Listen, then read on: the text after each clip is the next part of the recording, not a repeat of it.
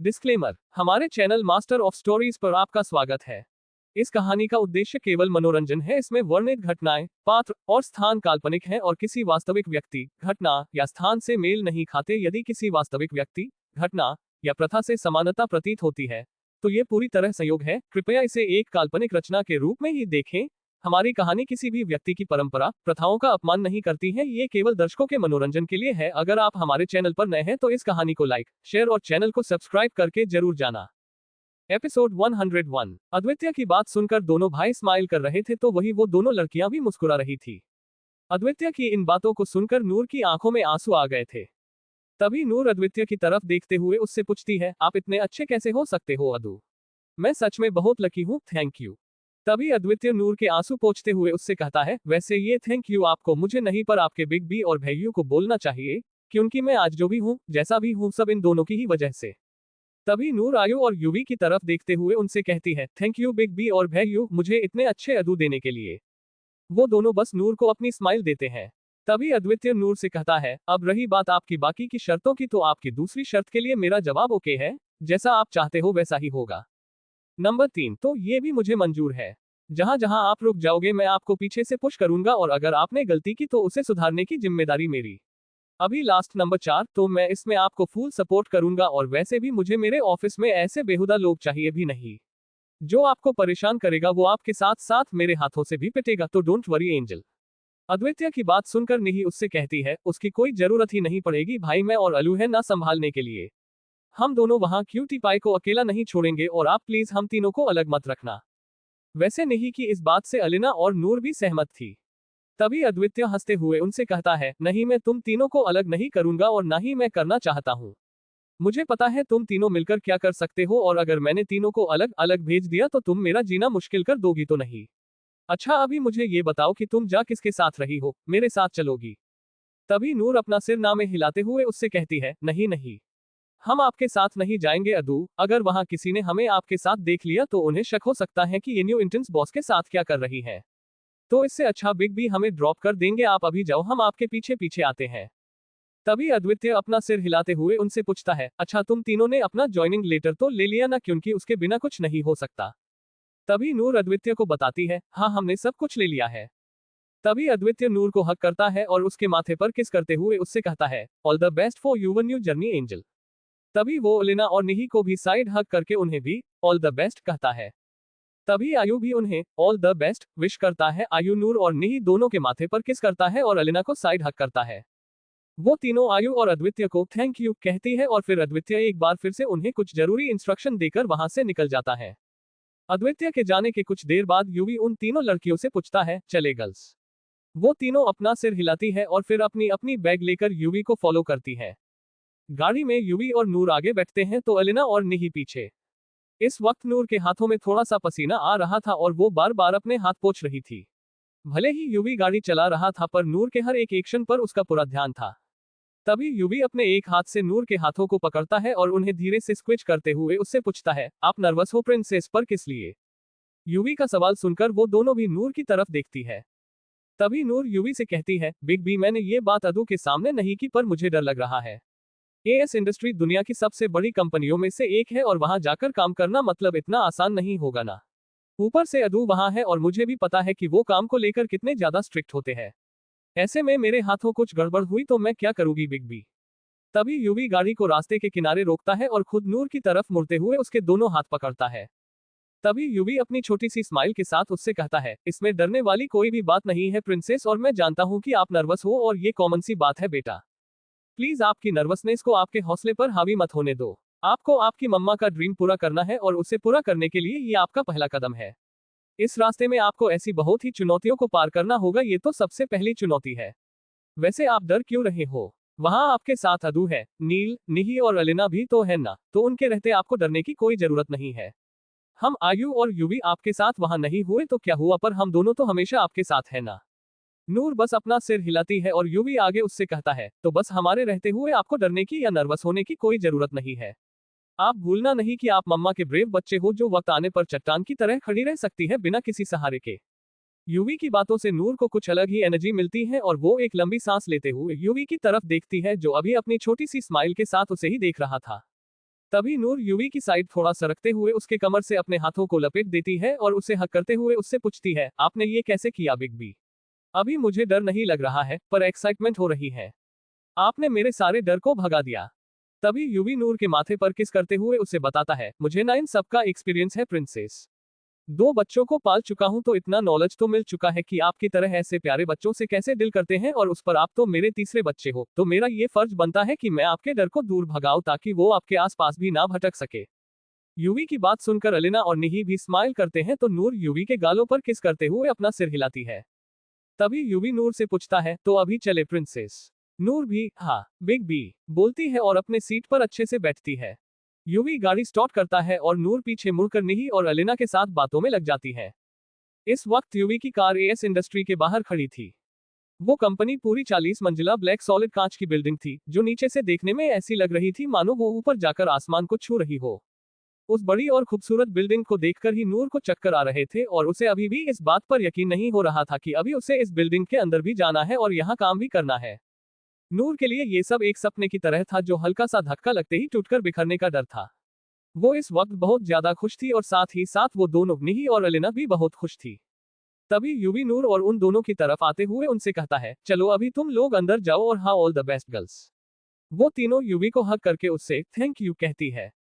तभी निही यूवी से कहती है, भाई आप चले जाओ, क्योंकि बाकी 2 लड़कियों के आने तक हमें यही रुकना होगा। इस पर यूवी उससे कहता है, नहीं मैं तुम्हें यहाँ अकेले छोड़कर नहीं जा सकता, तो मैं उनके आने तक यही वेट करता हूँ। उन्हें पता था कि यूवी मानने वाला नहीं है तो वो बस यूवी की बात मानकर वही खड़े रहे। तभी कुछ देर में वो दोनों लड़कियां भी आ गई जिनका वो लोग वेट कर रही थी।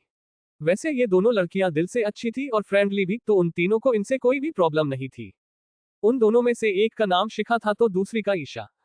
तभी यूवी उन्हें बाय बोलकर और नूर के माथे पर किस करके वहां से चला जाता है और वो पांचों अपनी गैंग बनाते हुए अंदर मेन डोर के पास आती है। तभी वहां खड़ा गार्ड उनकी तरफ देखता है और उनसे पोलाइटली पूछता है, आपको किनसे मिलना है? तभी नूर उसे अपना ज्वाइनिंग लेटर दिखाते हुए उससे कहती है, हम यहाँ के न्यू इंटर्न्स हैं और आज से हमें ज्वाइन करना है। तो क्या हम अंदर जा सकते हैं? वो गार्ड पहले नूर का और बाद में एक एक करके उन चारों का भी लेटर देखता है और फिर एक बार अंदर फोन करके कंफर्म करने के बाद ही वो उन्हें अंदर जाने की परमिशन देता है। अंदर आते ही शिखा उनसे कहती है, यार यहाँ के गार्ड्स भी इतने स्ट्रिक्ट है और ऊपर से अद्वितीय सर बॉस है, मतलब हमारी बैंड तो बजने ही वाली है। तभी ईशा बहुत ही धीरे से उनसे कहती है, वैसे मानना पड़ेगा यार, मतलब इतनी बड़ी और फेमस कंपनी है तो उस हिसाब से इतनी कड़ी सिक्योरिटी तो बनती है। वो चारों भी ईशा की बात से सहमत थे।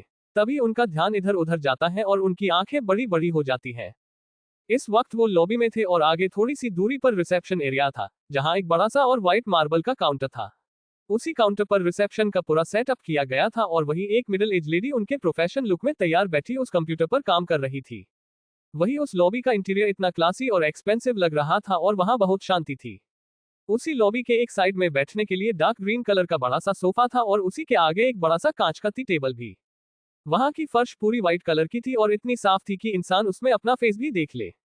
नूर वो सब अपनी बड़ी बड़ी आंखों से देख रही थी और मन ही मन अपने प्यारे पतिदेव की तारीफ भी कर रही थी।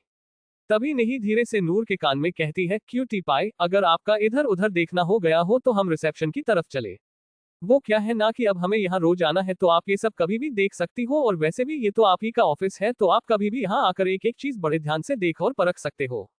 निही की बात सुनकर नूर के गाल टमाटर की तरह लाल हो जाते हैं और वो अपनी आंखों से निही को घूरने लगती है। वैसे नूर को ऐसे खुद को यूं घूरता हुआ देखकर निही को उस पर गुस्सा नहीं पर हंसी आती है। तभी निही धीरे से नूर के गालों को खींचते हुए उससे कहती है, आप ना ऐसी हरकतें मत किया करो। ये देखकर आपके ऊपर गुस्सा नहीं पर प्यार आता है मेरा क्यूटी पाई। तभी वो तीनों भी निही की बातों से सहमत होते हुए उसमें अपनी हामी भरती है। तभी एलिना उनसे कहती है, वैसे यहाँ पर सिर्फ लॉबी और रिसेप्शन एरिया ही दिखाई दे रहा है, तो मुझे लगता है कि ऑफिस वर्क एरिया ऊपर फर्स्ट फ्लोर से स्टार्ट होता होगा। तभी ईशा उन्हें बताती है, अरे मैंने सुना है कि यहाँ अलग अलग सेक्शन के लिए अलग अलग फ्लो है। यहाँ पूरे 40 फ्लो है, जिसमें से टॉप फ्लो पर अद्वितीय सर का ऑफिस है और वहाँ किसी भी एम्प्लॉय को जाने की परमिशन नहीं है, सिर्फ सर के पीए वहाँ जा सकते हैं। मतलब इन 39 फ्लो में से हम किसी भी फ्लो पर जा सकते हैं टॉप फ्लो को छोड़कर। एपिसोड 102। तभी वो पांचों उस रिसेप्शन एरिया की तरफ जाते हैं और तभी वो रिसेप्शनिस्ट उनकी तरफ देखते हुए अपनी प्रोफेशनल आवाज में उनसे पूछती है, yes, how can I help you girls? तभी नूर अपनी छोटी सी स्माइल के साथ उनसे कहती है, hello ma'am, I am Noor Singh and these girls are with me. We are from Sunrise Colleges. Mr. Advitya Singh has chosen 5 girls as a new intern to work here. That's why we are here because we have 2 joined today. This is our joining letter here.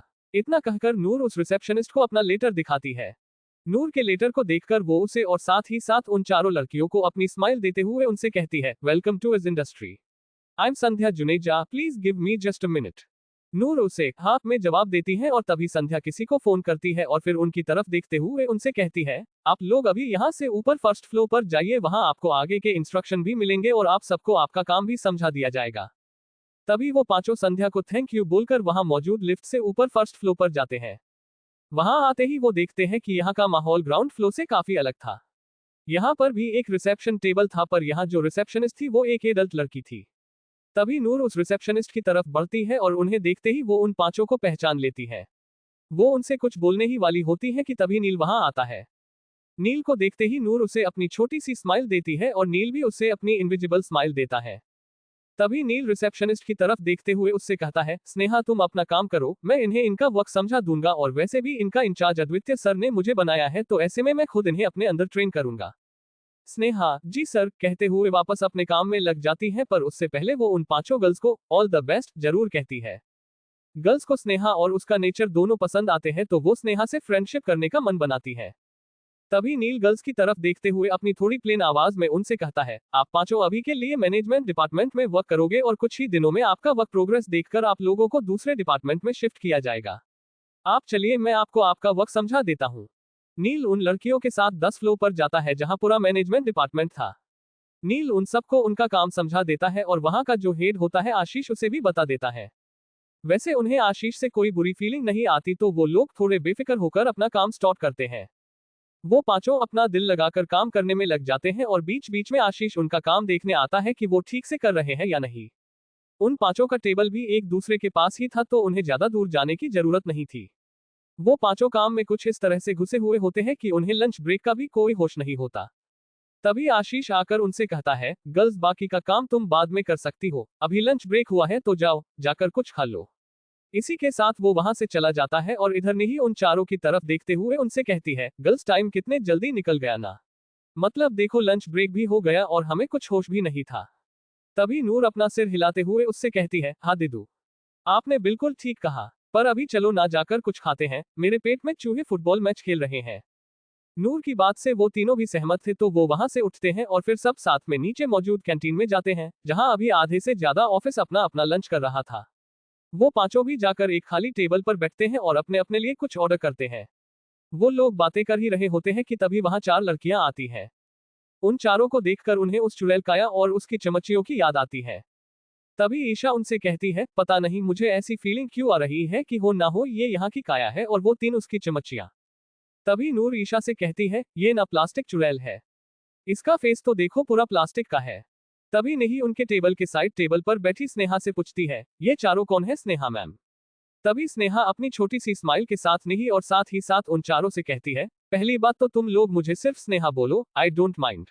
अभी रही बात उन चारों की, तो वो खुद को यहाँ की सबसे ज्यादा टैलेंटेड और स्मार्ट गर्ल्स समझती है। तभी स्नेहा उन चारों में से एक लड़की की तरफ पॉइंट करती है जिसने अभी बहुत ज्यादा मेकअप किया हुआ था और उसकी शक्ल भी बहुत गंदी सी थी। तभी स्नेहा उन्हें बताती है, वो महिमा गुप्ता है और बाकी 3 उसके आगे पीछे घूमने वाली तितलियां। ये महिमा खुद को यहाँ की लेडी बॉस समझती है और सब पर अपना हुक्म चलाती है। एक बार अद्वितीय सर ने इसकी छोटी सी हेल्प क्या कर दी, तब से ये खुद को उनकी गर्लफ्रेंड बताती है। स्नेहा की ये बात सुनकर नूर पूरी तरह से शॉक थी, तो वही वो चारों लड़कियां अभी नूर की तरफ ही देख रही थी।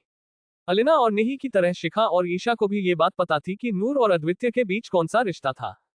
तभी नूर अपने गुस्से को थोड़ा कंट्रोल करते हुए स्नेहा से पूछती है, ऐसी कौन सी हेल्प कर दी सर ने उस प्लास्टिक डॉल की। तभी स्नेहा उसे बताती है, अरे एक बार उसका पैर स्लीप हो गया था तो सर ने थोड़ी हेल्प कर दी।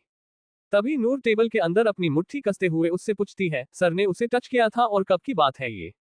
तभी स्नेहा उसे बताती है, हाँ, उन्होंने उसे अपनी बाहों में उठाया था और ये 1 साल पहले की बात है। नूर बस छोटा सा ओके कहती है। तभी वो महिमा और उसकी 3 तितलियां उनके टेबल के पास आती है।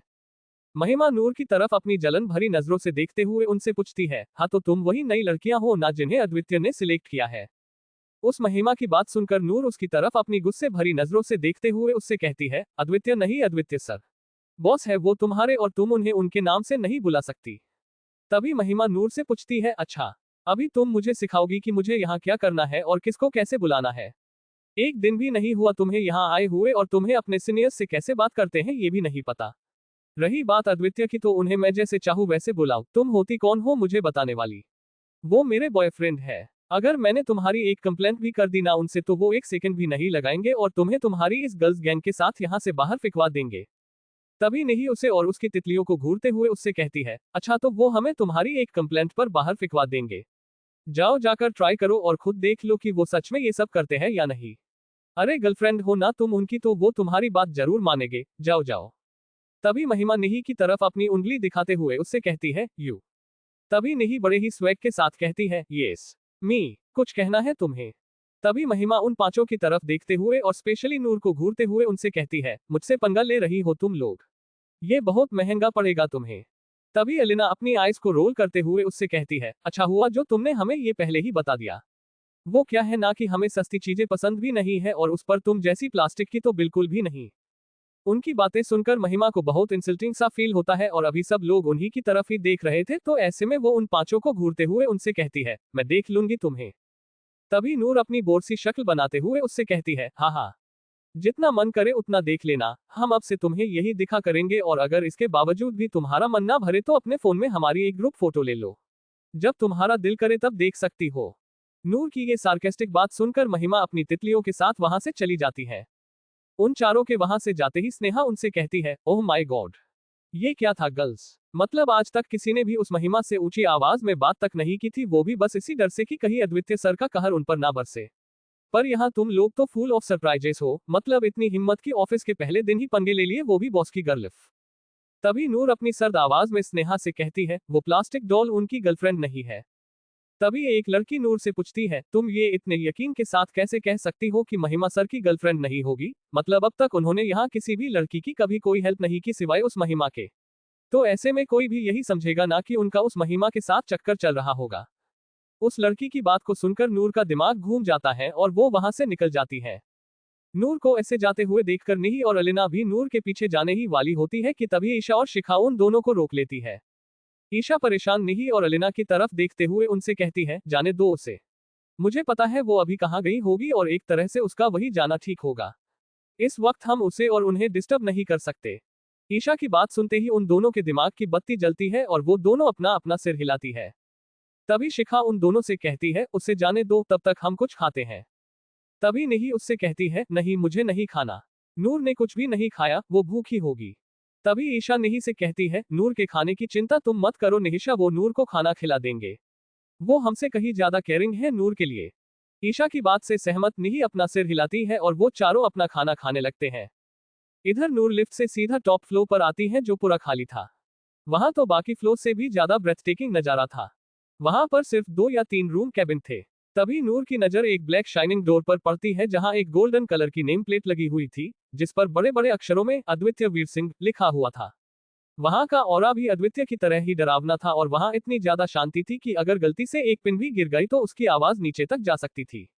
वैसे नूर थोड़ी उतावली होकर वहां आ तो गई थी, पर अभी आगे बढ़ने के लिए भी उसे डर लग रहा था। वो इसी कश्मकश में फंसी हुई थी कि क्या उसे अंदर जाना चाहिए और उसका अद्वितीय को यूं डिस्टर्ब करना अच्छा रहेगा।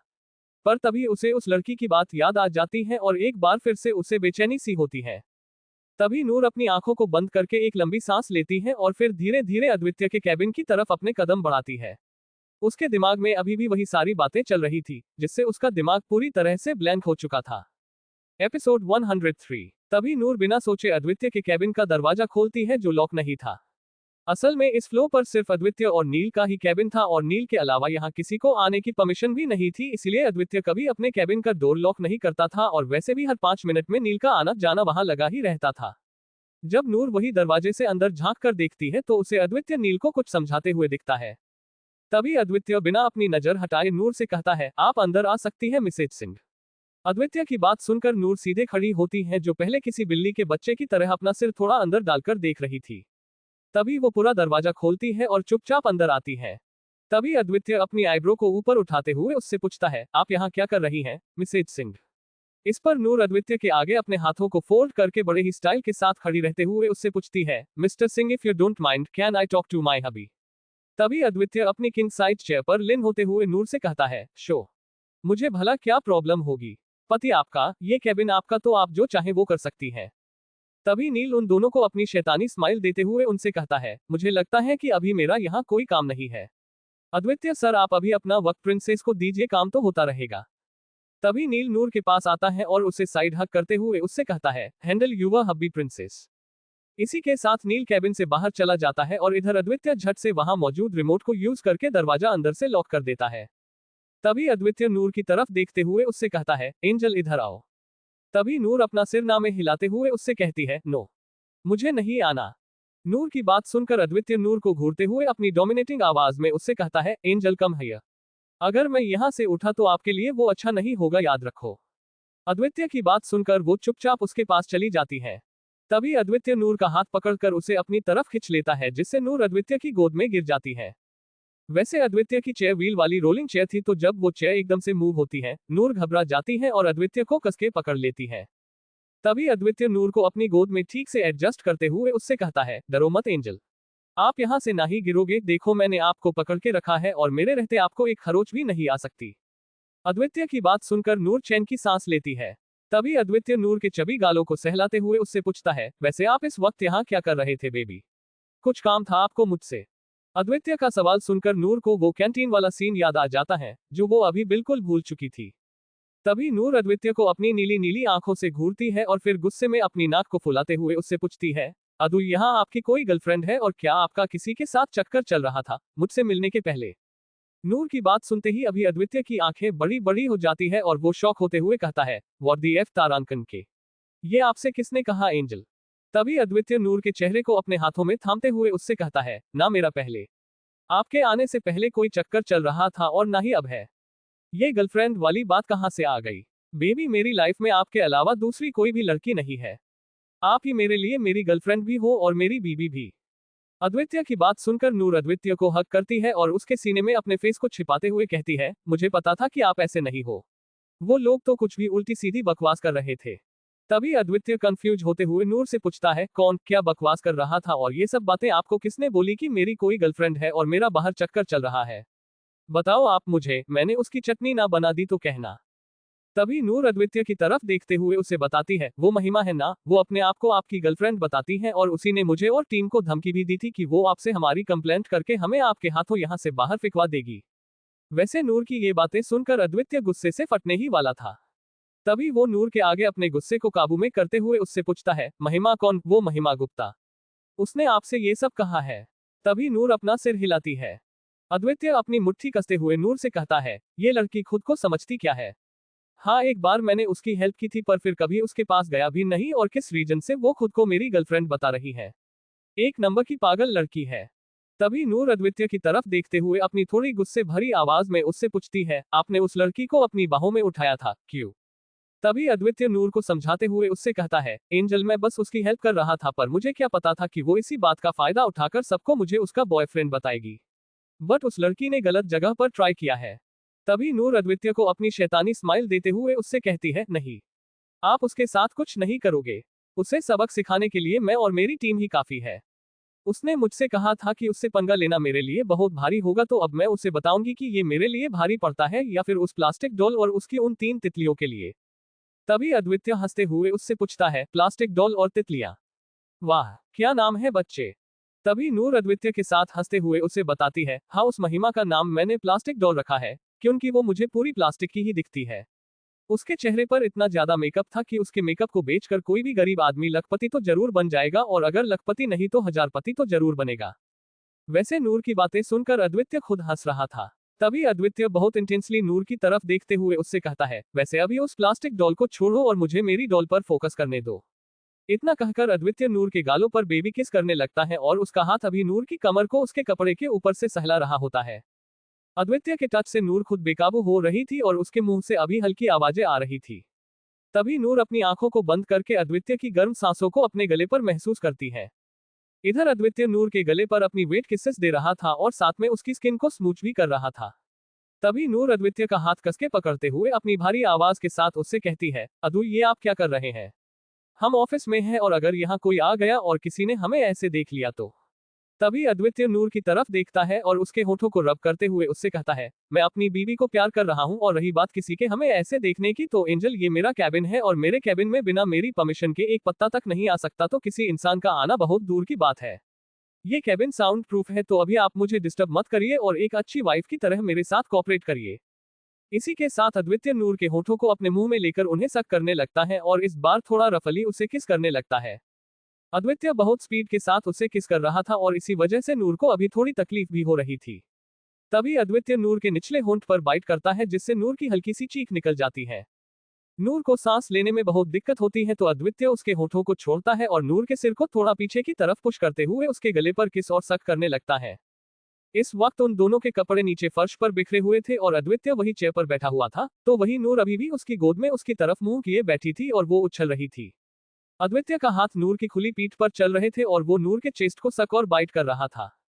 इस वक्त नूर की सिसकियां पूरे कैबिन में गूंज रही थी, तो वही अद्वित्य खुद भी तेजी से अपनी आहें भर रहा था। तभी नूर थककर अद्वित्य को हक करती है और उसके नेकेड सीने पर अपना सिर रखकर लंबी लंबी सांसें लेने लगती है। अद्वित्य नूर के बैक को रब करने लगता है और साथ ही साथ उसके बालों पर किस करने लगता है। जब अद्वित्य को लगता है कि नूर थोड़ी शांत हो गई है तभी अचानक से अद्वित्य उनकी पोजीशन चेंज करता है और नूर को चेयर पर बिठाता है। अद्वित्य नूर के ऊपर झुकते हुए बहुत तेजी से अपनी कमर मूव करने लगता है जिसकी वजह से अभी नूर की चीखें निकलने लगती हैं। अद्वित्य बहुत ज्यादा वाइल्ड था और इसी की वजह से नूर अद्वित्य की पीठ पर अपने नाखूनों से थोड़े स्क्रैच बनाती है, जिससे अद्वित्य को कोई फर्क नहीं पड़ता और वो अपनी पूरी ताकत के साथ नूर के साथ इंटीमेट होने लगता है। वो नूर को वहां से उसकी कैबिन में बने उसके पर्सनल बेडरूम में लेकर आता है और यहाँ भी वो नूर के साथ वो सब करता है। 3 घंटे बाद जब अद्वित्य पूरी तरफ से सेटिस्फाई हो जाता है तभी जाकर वो नूर को छोड़ता है और वो बेचारी थक कर वही सो जाती है। तभी अद्वित्य नूर को एक सॉफ्ट ब्लैंकेट से कवर करता है और उसके माथे और होठों पर हल्की सी किस करते हुए वहां से वॉशरूम में चला जाता है। अद्वित्य वॉशरूम से बाहर आकर सिर्फ अपना बॉक्सर पहनता है और निही के फोन पर एक मैसेज छोड़ने के बाद अद्वित्य बस उसके बॉक्सर में ही नूर के बाजू में लेट जाता है और फिर उसे अपनी बाहों में लेकर खुद भी नींद की आगोश में चला जाता है। इधर वो चारों निही, अलिना, शिखा और ईशा अपना काम कर रही थी कि तभी आशीष वहां आता है और उन चारों से पूछता है, अब तक नूर नहीं आई। तभी निही आशीष से कुछ कहती उससे पहले नील वहां आता है और अपनी प्लेन आवाज में उससे कहता है, मैंने तुम्हें बताया ना आशीष कि मैंने उसे किसी काम से बाहर भेजा है और वो वहीं से घर भी चली जाएगी तो तुम उसकी चिंता मत करो और अपने काम पर ध्यान दो, इधर उधर नहीं। नील की बात सुनकर आशीष बस अपना सिर हिलाते हुए वहां से चला जाता है। तभी नील बहुत ही धीमी आवाज में निही से पूछता है, निहिशा तुम्हें अद्वित्य सर का कोई फोन या मैसेज आया क्या?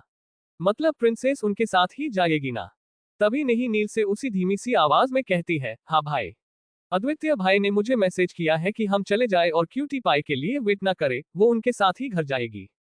तभी शिखा अपने थोड़े नोटी अंदाज में उनसे कहती है, लगता है कि वो दोनों लव बर्ड्स अभी अपनी दुनिया में खोए हुए हैं।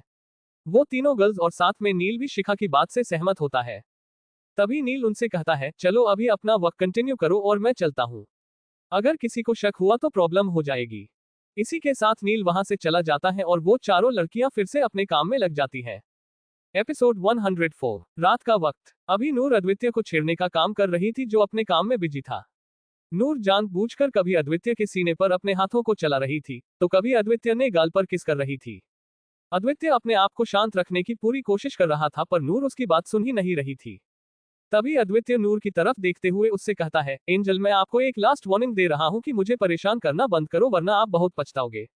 मुझे काम करने दो और आप सो जाओ। तभी नूर अपना मुंह बनाते हुए उससे कहती है, कैसे हब्बी हो आप अदू? यहाँ आपकी क्यूट सी वाइफ बोर हो रही है और आपको अपने काम की पड़ी है। अदू प्लीज छोड़ो ना आपके इस लैपटॉप को और उसे आप ऐसे पकड़ के बैठे हुए हो जैसे ये लैपटॉप नहीं आपकी बीवी हो। अदू आप मेरी बात सुन रहे हो? पर अद्वित्य उसे कोई आंसर नहीं देता जिसे देखकर नूर का दिमाग खराब होता है। तभी उसके दिमाग में कुछ आता है और वो अपनी शैतानी स्माइल के साथ मन में कहती है, आप अपने काम की वजह से मुझे इग्नोर नहीं कर सकते हब्बी और मुझे आपकी वीकनेस पता है। तो अभी मैं भी देखती हूँ कि आप कब तक अपने काम पर फोकस करते हो। गेट रेडी अदू, क्योंकि अभी मैंने आपके तोते ना उड़ा दिए तो मेरा नाम भी मिसेज नूर अद्वित्य सिंह नहीं। इतना कहकर नूर एक बार अद्वित्य को देखती है जो अभी भी उस लैपटॉप में घुसा हुआ था। तभी नूर वहां से चली जाती है। 5 मिनट बाद अद्वित्य अभी भी उसका वर्क कंप्लीट कर रहा था तभी उसकी नजरें सामने पड़ती है जहां उसे 2 गोरी टांगे दिखती हैं। अद्वित्य धीरे धीरे करके उन टांगों से होते हुए अपनी नजर ऊपर की तरफ लेकर जाता है तो उसे वहां नूर खड़ी दिखती है जो अभी उसे अपनी शैतानी स्माइल दे रही थी।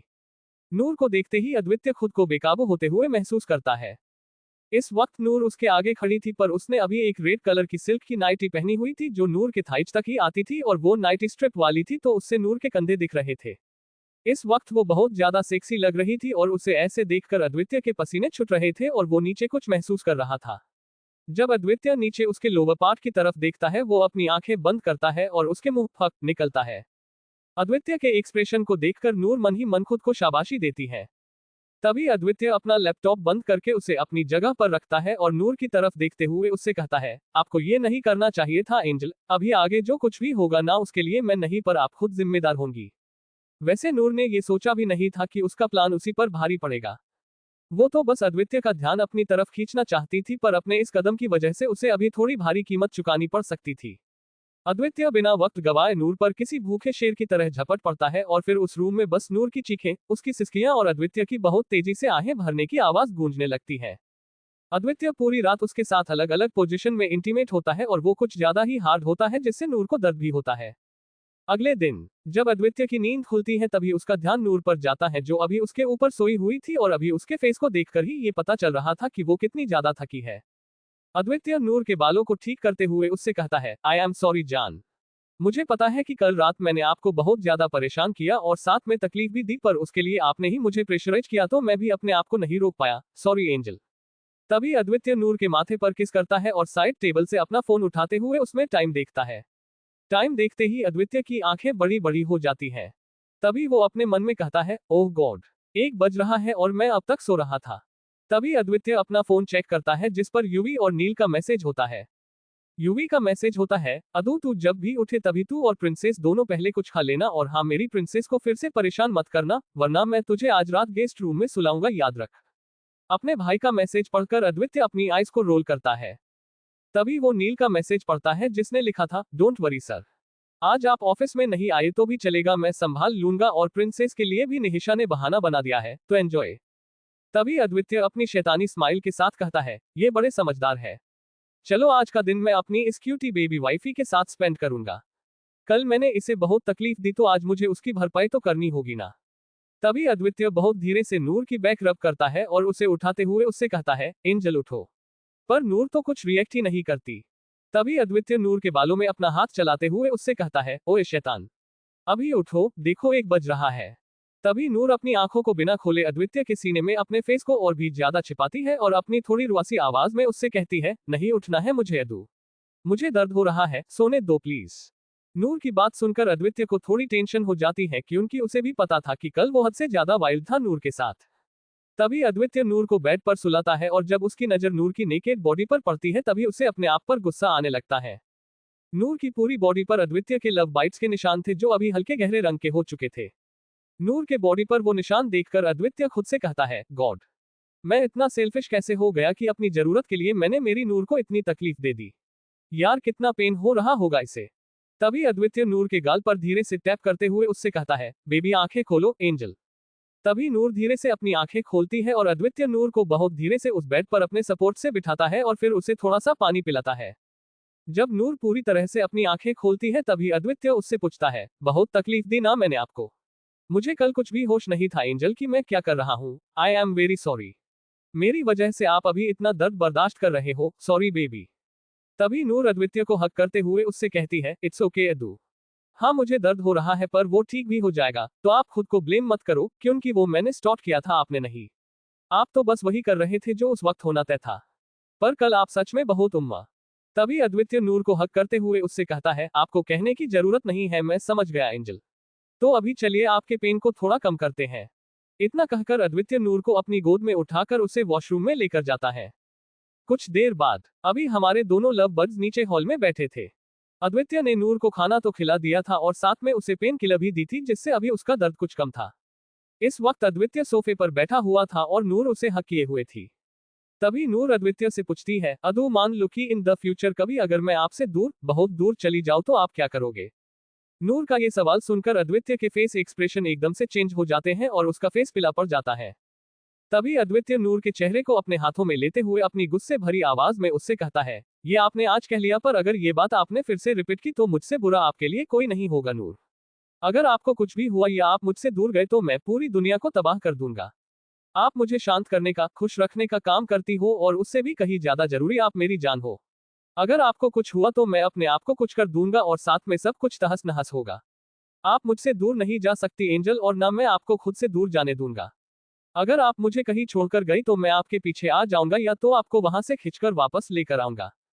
नूर अद्वितीय की बात तो सुनती है पर तभी वो खुद से अपने मन में कहती है, मुझे पता है कि आप मुझसे बहुत प्यार करते हो अदू, पर पता नहीं मुझे ऐसा क्यों लग रहा है कि मैं आपसे दूर जाने वाली हूँ। प्लीज भगवान ऐसा कुछ मत होने देना, मुझे मेरे अदू के साथ रहना है, प्लीज मेरे इस डर को सच में बदलने से रोक दीजिए। मैं इनके बिना नहीं रह पाऊंगी। नूर अपने ख्यालों में खोई हुई ही थी कि तभी अद्वितीय उसे उसकी दुनिया से बाहर लाते हुए उससे पूछता है, एंजल कहाँ खो गए थे आप बेबी। तभी नूर अपना सिर ना में हिलाते हुए उससे कहती है, कहीं तो नहीं अदू।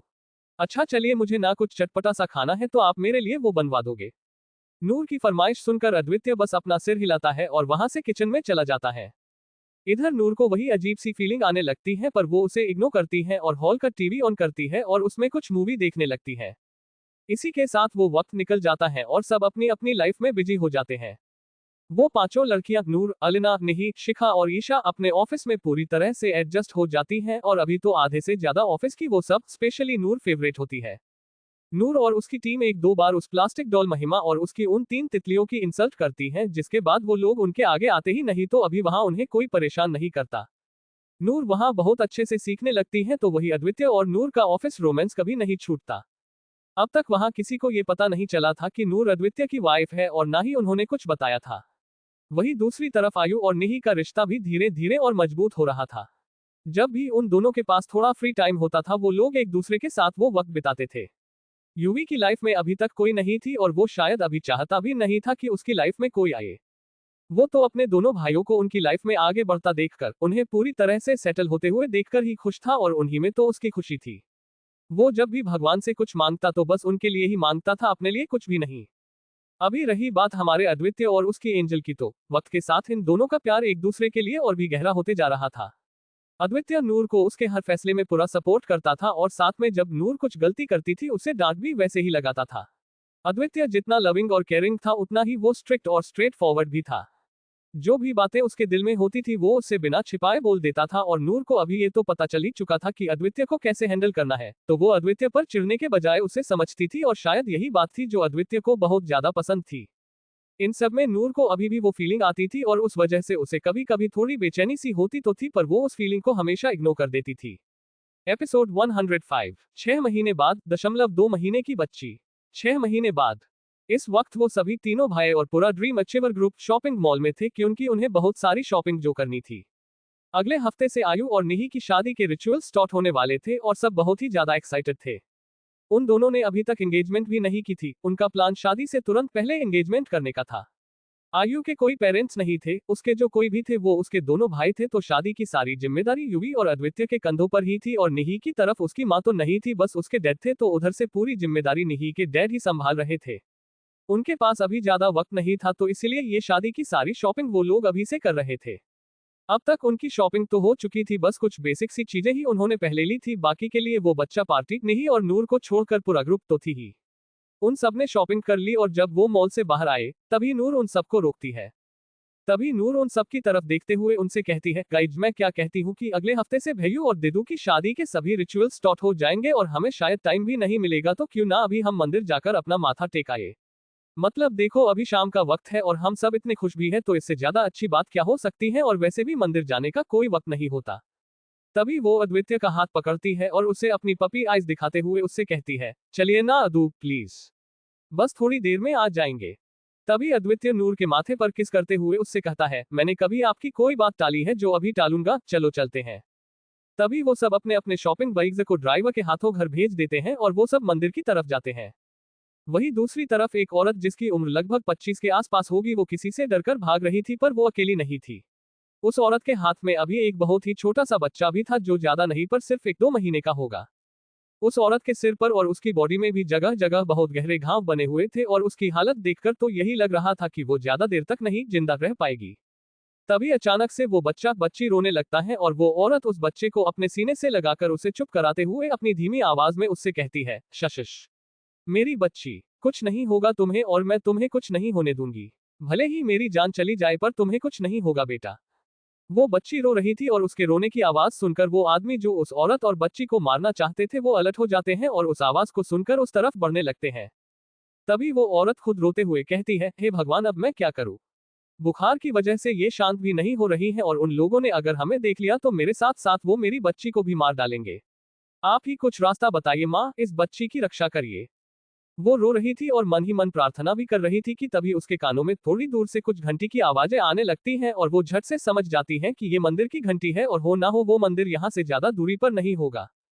तभी वो औरत फीवर से जलती हुई उस नन्ही सी जान की तरफ देखते हुए उससे कहती है, देखो माता रानी ने हमें इशारा दे दिया है, अभी तुम्हें कुछ नहीं होगा। इसी के साथ छिपते छिपाते और बहुत ही ध्यान से वो उस मंदिर के रास्ते बढ़ने लगती हैं और उधर वो गुंडे अभी भी उन दोनों को ढूंढ रहे होते हैं। वही दूसरी तरफ नूर को कुछ अजीब सा फील होने लगता है पर उसे खुद कुछ नहीं समझता कि उसके साथ ऐसा क्यों हो रहा है।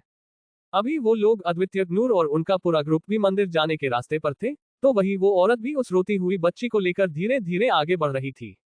ऊंचा है भवन, ऊंचा मंदिर, ऊंची है शान मैया तेरी, चरणों में झुके बादल भी तेरे, पर्वत पे लगे शया तेरी, हे कालरात्रि हे कल्याणी, तेरा जोड़ धरा पर कोई नहीं, मेरी माँ के बराबर कोई नहीं, मेरी माँ के बराबर कोई नहीं, तेरी ममता से जो गहरा हो, ऐसा तो सागर कोई नहीं, मेरी माँ के बराबर कोई नहीं, मेरी माँ के बराबर कोई नहीं, मेरी माँ के बराबर कोई नहीं, मेरी माँ के बराबर कोई नहीं।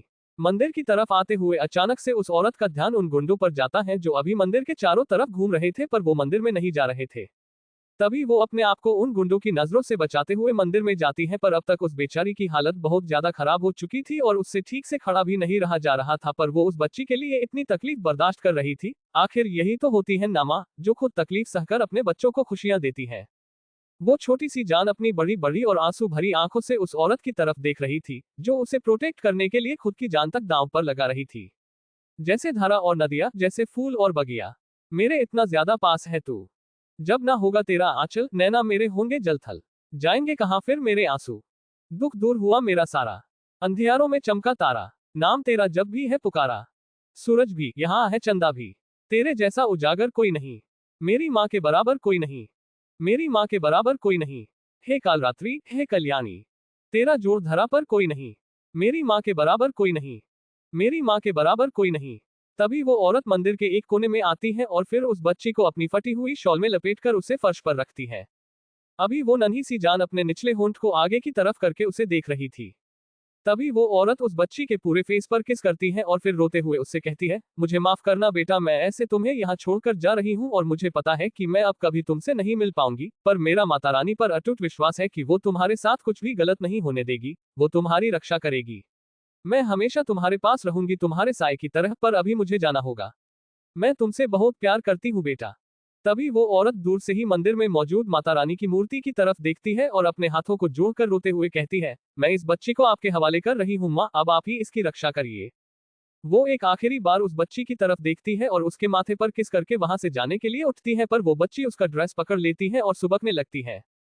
तभी वो औरत उसकी नन्ही सी मुट्ठी से अपना ड्रेस छुड़ाती है और फिर वहां से निकल जाती है। जैसे ही वो मंदिर से निकलती है वैसे ही वो लोग नूर और सब वहां आते हैं। तेरे मंदिरों में माई मैंने ज्योत क्या जलाई, हो गया मेरे घर में उजाला। क्या बताऊं तेरी माया, जब कभी मैं लड़खड़ाया, तूने 10 भुजाओं से संभाला। खिल जाती है सूखी डाली, भर जाती है झोली खाली, तेरी ही मेहर है मेहरा वाली। ममता से तेरी बढ़ के मैया, मेरी तो धरोहर कोई नहीं, मेरी माँ के बराबर कोई नहीं, मेरी माँ के बराबर कोई नहीं। हे कालरात्रि हे कल्याणी, तेरा जोड़ धरा पर कोई नहीं, मेरी माँ के बराबर कोई नहीं, मेरी माँ के बराबर कोई नहीं, तेरी ममता से जो गहरा हो, ऐसा तो सागर कोई नहीं, मेरी माँ के बराबर कोई नहीं, मेरी माँ के बराबर कोई नहीं, मेरी माँ के बराबर कोई नहीं, मेरी माँ के बराबर कोई नहीं।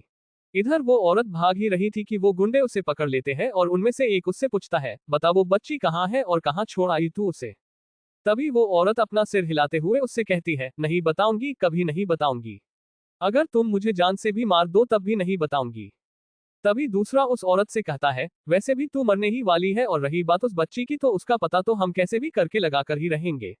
आखिरकार सोने का अंडा देने वाली मुर्गी है वो, तो उसे ऐसे कैसे छोड़ दे, हम उसे ढूंढ ही लेंगे। तभी वो औरत अपना सिर हिलाते हुए उनसे कहती है, ऐसा कभी नहीं होगा क्योंकि अभी वो सबसे सुरक्षित जगह पर है जहां तुम जैसे जानवर नहीं पहुंच सकते। तभी पहला गुंडा अपने साथियों से कहता है, ये बहुत बोल रही है, चलो पहले इसका ही कुछ करते हैं, बाद में उस 2 महीने की पिद्दी को ढूंढेंगे। इसी के साथ वो सब मिलकर उस औरत को वही मार देते हैं और फिर उसकी लाश को वही छोड़कर उस बच्ची को ढूंढने लगते हैं। तभी एक गुंडा उनसे कहता है, मुझे लगता है हमें उस मंदिर में एक बार जाकर देखना चाहिए, अगर वो वहां हुई तो। तभी बाकी सब उसकी बात से सहमत होते हुए उस मंदिर की तरफ बढ़ते हैं। माँ, मेरी माँ, माँ, मेरी माँ, माँ, मेरी माँ, मेरी माँ के बराबर कोई नहीं। इधर वो सब पूजा करके वापस जा ही रहे होते हैं, पर तभी नूर को कुछ आवाजें आती है और वो एकदम से रुक जाती है। उसे यूं रुका हुआ देखकर सब भी रुक जाते हैं और अद्वितीय थोड़ा परेशान होते हुए नूर से पूछता है, एंजल क्या हुआ, आप रुके क्यों? तभी नूर अद्वितीय की तरफ देखते हुए उससे कहती है, मुझे कुछ आवाज सुनाई दी अदू। किसी के रोने की आवाज या फिर किसी बच्चे के रोने की आवाज। 1 मिनट रुको। तभी वो सब भी एकदम से शांत हो जाते हैं और अभी उन सबको भी वो आवाज सुनाई देने लगती है, पर वो इतनी धीमी सी थी कि उसे थोड़ा गौर से सुनना पड़ रहा था। तभी अद्वितीय अपना सिर हिलाते हुए नूर से कहता है, हाँ एंजल, ये किसी छोटे बच्चे के रोने की आवाज है। गाइज ढूंढो, वो बच्चा यही कहीं आसपास में होगा। वो सब अपना अपना सिर हिलाते हैं और इधर उधर ढूंढने लगते हैं, पर वो बच्ची कोई नॉर्मल सी चीज नहीं थी जो किसी को भी मिल जाए। वो तो जिसके नसीब में थी उसे ही मिलनी थी और शायद इसी में माता रानी की भी मर्जी थी।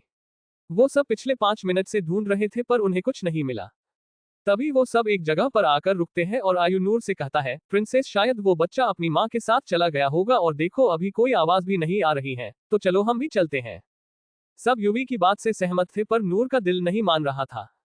तभी नूर युवी की तरफ देखते हुए उससे कहती है, बिग पता नहीं पर मेरा दिल नहीं मान रहा है। क्या मैं और एक बार देख लूं प्लीज? नूर इतने मन से युवी से रिक्वेस्ट कर रही थी कि उसका दिल नहीं होता नूर को मना करने का, तो वो बस उसे हाँ बोलता है। तभी नूर फिर से पूरे मंदिर में ढूंढती है और वो लोग एक जगह पर बैठे हुए होते हैं। अद्वितीय नूर के साथ होता है, क्योंकि वो अपनी एंजल को अकेला कैसे छोड़ता। दूसरी बार भी नूर को वो बच्ची नहीं मिलती और वो निराश होकर सबके साथ वहां से जाने ही वाली होती है कि तभी उसकी नजर किसी चीज पर पड़ती है और वो चीज नूर को अपनी तरफ अट्रैक्ट करती है। एपिसोड 106। नूर बिना कुछ सोचे समझे उस तरफ बढ़ती है और सब लोग भी अभी उसके पीछे आते हैं। तभी उसे वहां एक शॉल में कुछ दिखता है और जब उसे रियलाइज होता है कि वो क्या है, उसकी आंखें बड़ी बड़ी हो जाती है। वो झट से उस शॉल को खोलती है जिसमें नूर को वो बच्ची दिखती है। इस वक्त उस बच्ची का पूरा चेहरा और साथ में उसकी बॉडी भी बहुत लाल हो चुकी थी और उसकी सांसें थोड़ी धीमी चल रही थी।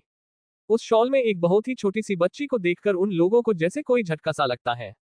तभी नूर उस बच्ची को उस शॉल से निकालकर अपनी गोद में उठाती है और जैसे ही उस बच्ची की बॉडी नूर के टच में आती है, नूर डर जाती है।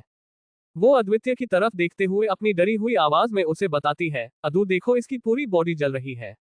नूर की बात सुनकर अद्वितीय भी डर जाता है और उसके साथ वो सब लोग भी। तभी अद्वितीय नूर से उस बच्ची को लेता है और फिर उस बच्ची के माथे को टच करते हुए उनसे कहता है, हाई फीवर है यार और ये बहुत ज्यादा छोटी है जिसकी वजह से अभी बेहोश है बच्ची। हमें इसे यहाँ से लेकर जाना होगा। तभी आयु अद्वितीय से पूछता है, पर ये बच्ची है किसकी और हमारे जाने के बाद अगर इसके पेरेंट्स यहाँ इसे ढूंढते हुए आए तो? तभी नहीं आयु को घूरते हुए उससे कहती है, अगर उन्हें आना होता तो कब का आ चुके होते आयु, और कोई भी अपने बच्चे को इस हालत में यहाँ छोड़कर कैसे जा सकता है? मुझे नहीं लगता कि उसके पेरेंट्स अभी आएंगे भी, और अद्वितीय भाई ठीक कह रहे हैं, हमें यहाँ से चलना चाहिए। बहुत छोटी है बच्ची, कम से कम 1.5-2 महीने के आसपास ही होगी। सब अपना सिर हिलाते हैं और वो सब वहां से निकल जाते हैं और वो गुंडे वहां आते हैं। वो वहां सबसे थोड़ी पूछताछ भी करते हैं पर उनके हाथ कुछ भी नहीं लगता। वही दूसरी तरफ आयु, निही और अद्वितीय नूर अभी एक ही कार में थे। आयु निही के साथ आगे वाली सीट पर था तो अद्वितीय नूर के साथ बैक सीट पर। इस वक्त वो बच्ची नूर के पास थी और नूर ने उसे अपने सीने से लगाकर रखा था। उस बच्ची को ऐसे देखकर अभी नूर रोने लगी थी और अद्वितीय उसे समझा रहा था। तभी नूर रोते हुए अद्वितीय से कहती है, अदू देखो कितनी छोटी सी है ये, और कोई कैसे इतने छोटे बच्चे को अकेला छोड़ सकता है? मैं 5 साल की थी जब मम्मा मुझे छोड़कर चली गई थी और इतनी बड़ी होने के बावजूद भी मुझे खुद को संभालना बहुत मुश्किल हो रहा था, तो ये कितनी ज्यादा छोटी है। ये बेचारी अपने माँ के बिना कैसे रह पाएगी, और अभी इसे इतना फीवर है। अदू आप खुद क्यों नहीं चेक कर रहे हो इससे? आप भी डॉक्टर हो ना, तो प्लीज देखो ना। तभी अद्वितीय नूर को शांत कराते हुए उससे कहता है, एंजल मैं भी डॉक्टर हूं पर ये बहुत ज्यादा छोटी है, तो ऐसे में हमें इसे किसी चाइल्ड स्पेशलिस्ट को दिखाना होगा और हम इसकी जान के साथ कोई रिस्क नहीं ले सकते ना। मैंने कुछ चाइल्ड स्पेशलिस्ट से बात की है तो वो इस बच्ची को बहुत केयरफुली ट्रीट करेगा।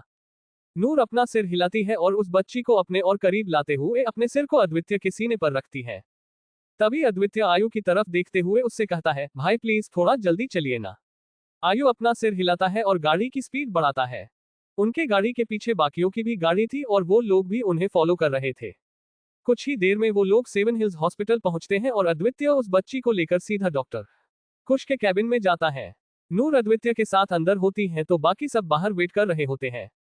कुछ देर बाद कुश उस बच्ची को चेक करके उन दोनों के आगे अपनी चेयर पर बैठता है तो वो दोनों भी अभी बेसब्री से उसके कुछ कहने का वेट कर रहे थे।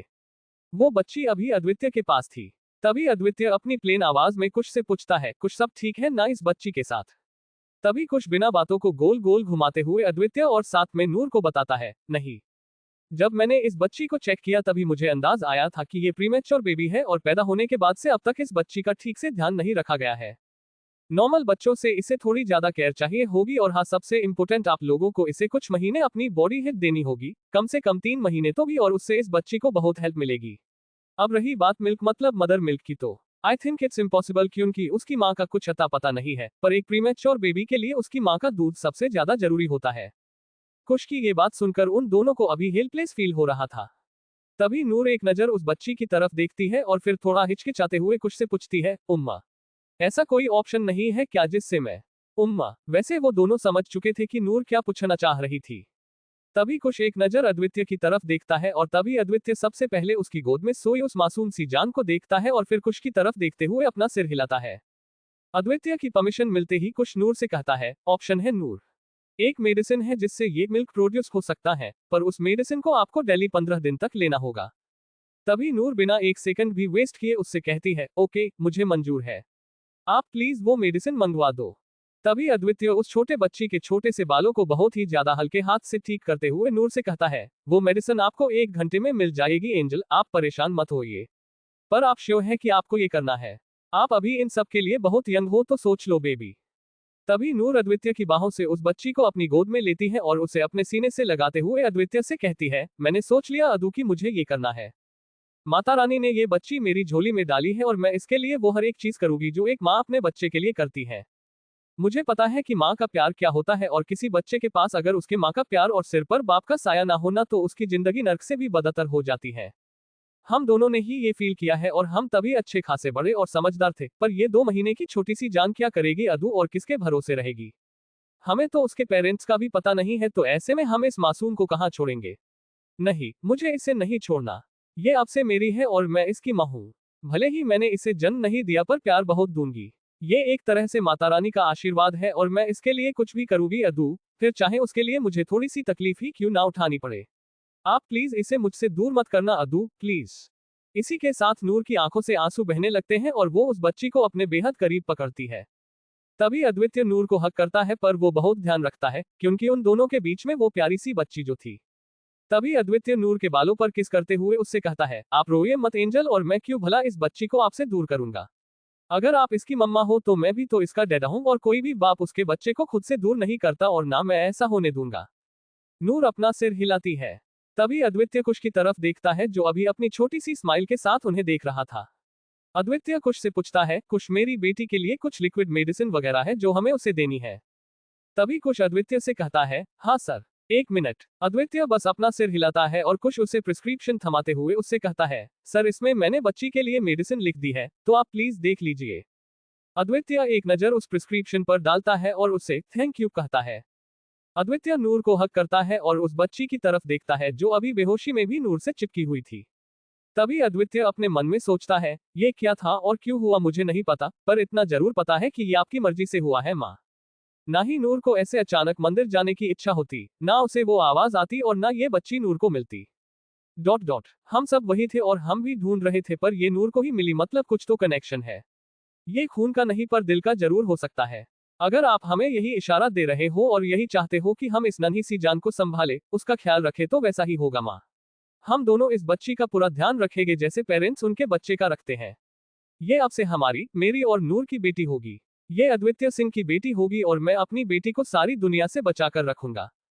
तभी अद्वितीय नूर की तरफ देखते हुए उससे कहता है, एंजल चलो, हमारी इस छोटी सी प्रिंसेस को रेस्ट की जरूरत है। लाओ इसे आप मुझे दो, मैं पकड़ता हूँ। नूर अद्वितीय को वो बच्ची दे देती है और फिर वो दोनों वहां से बाहर आते हैं जहां सब उनका वेट कर रहे थे।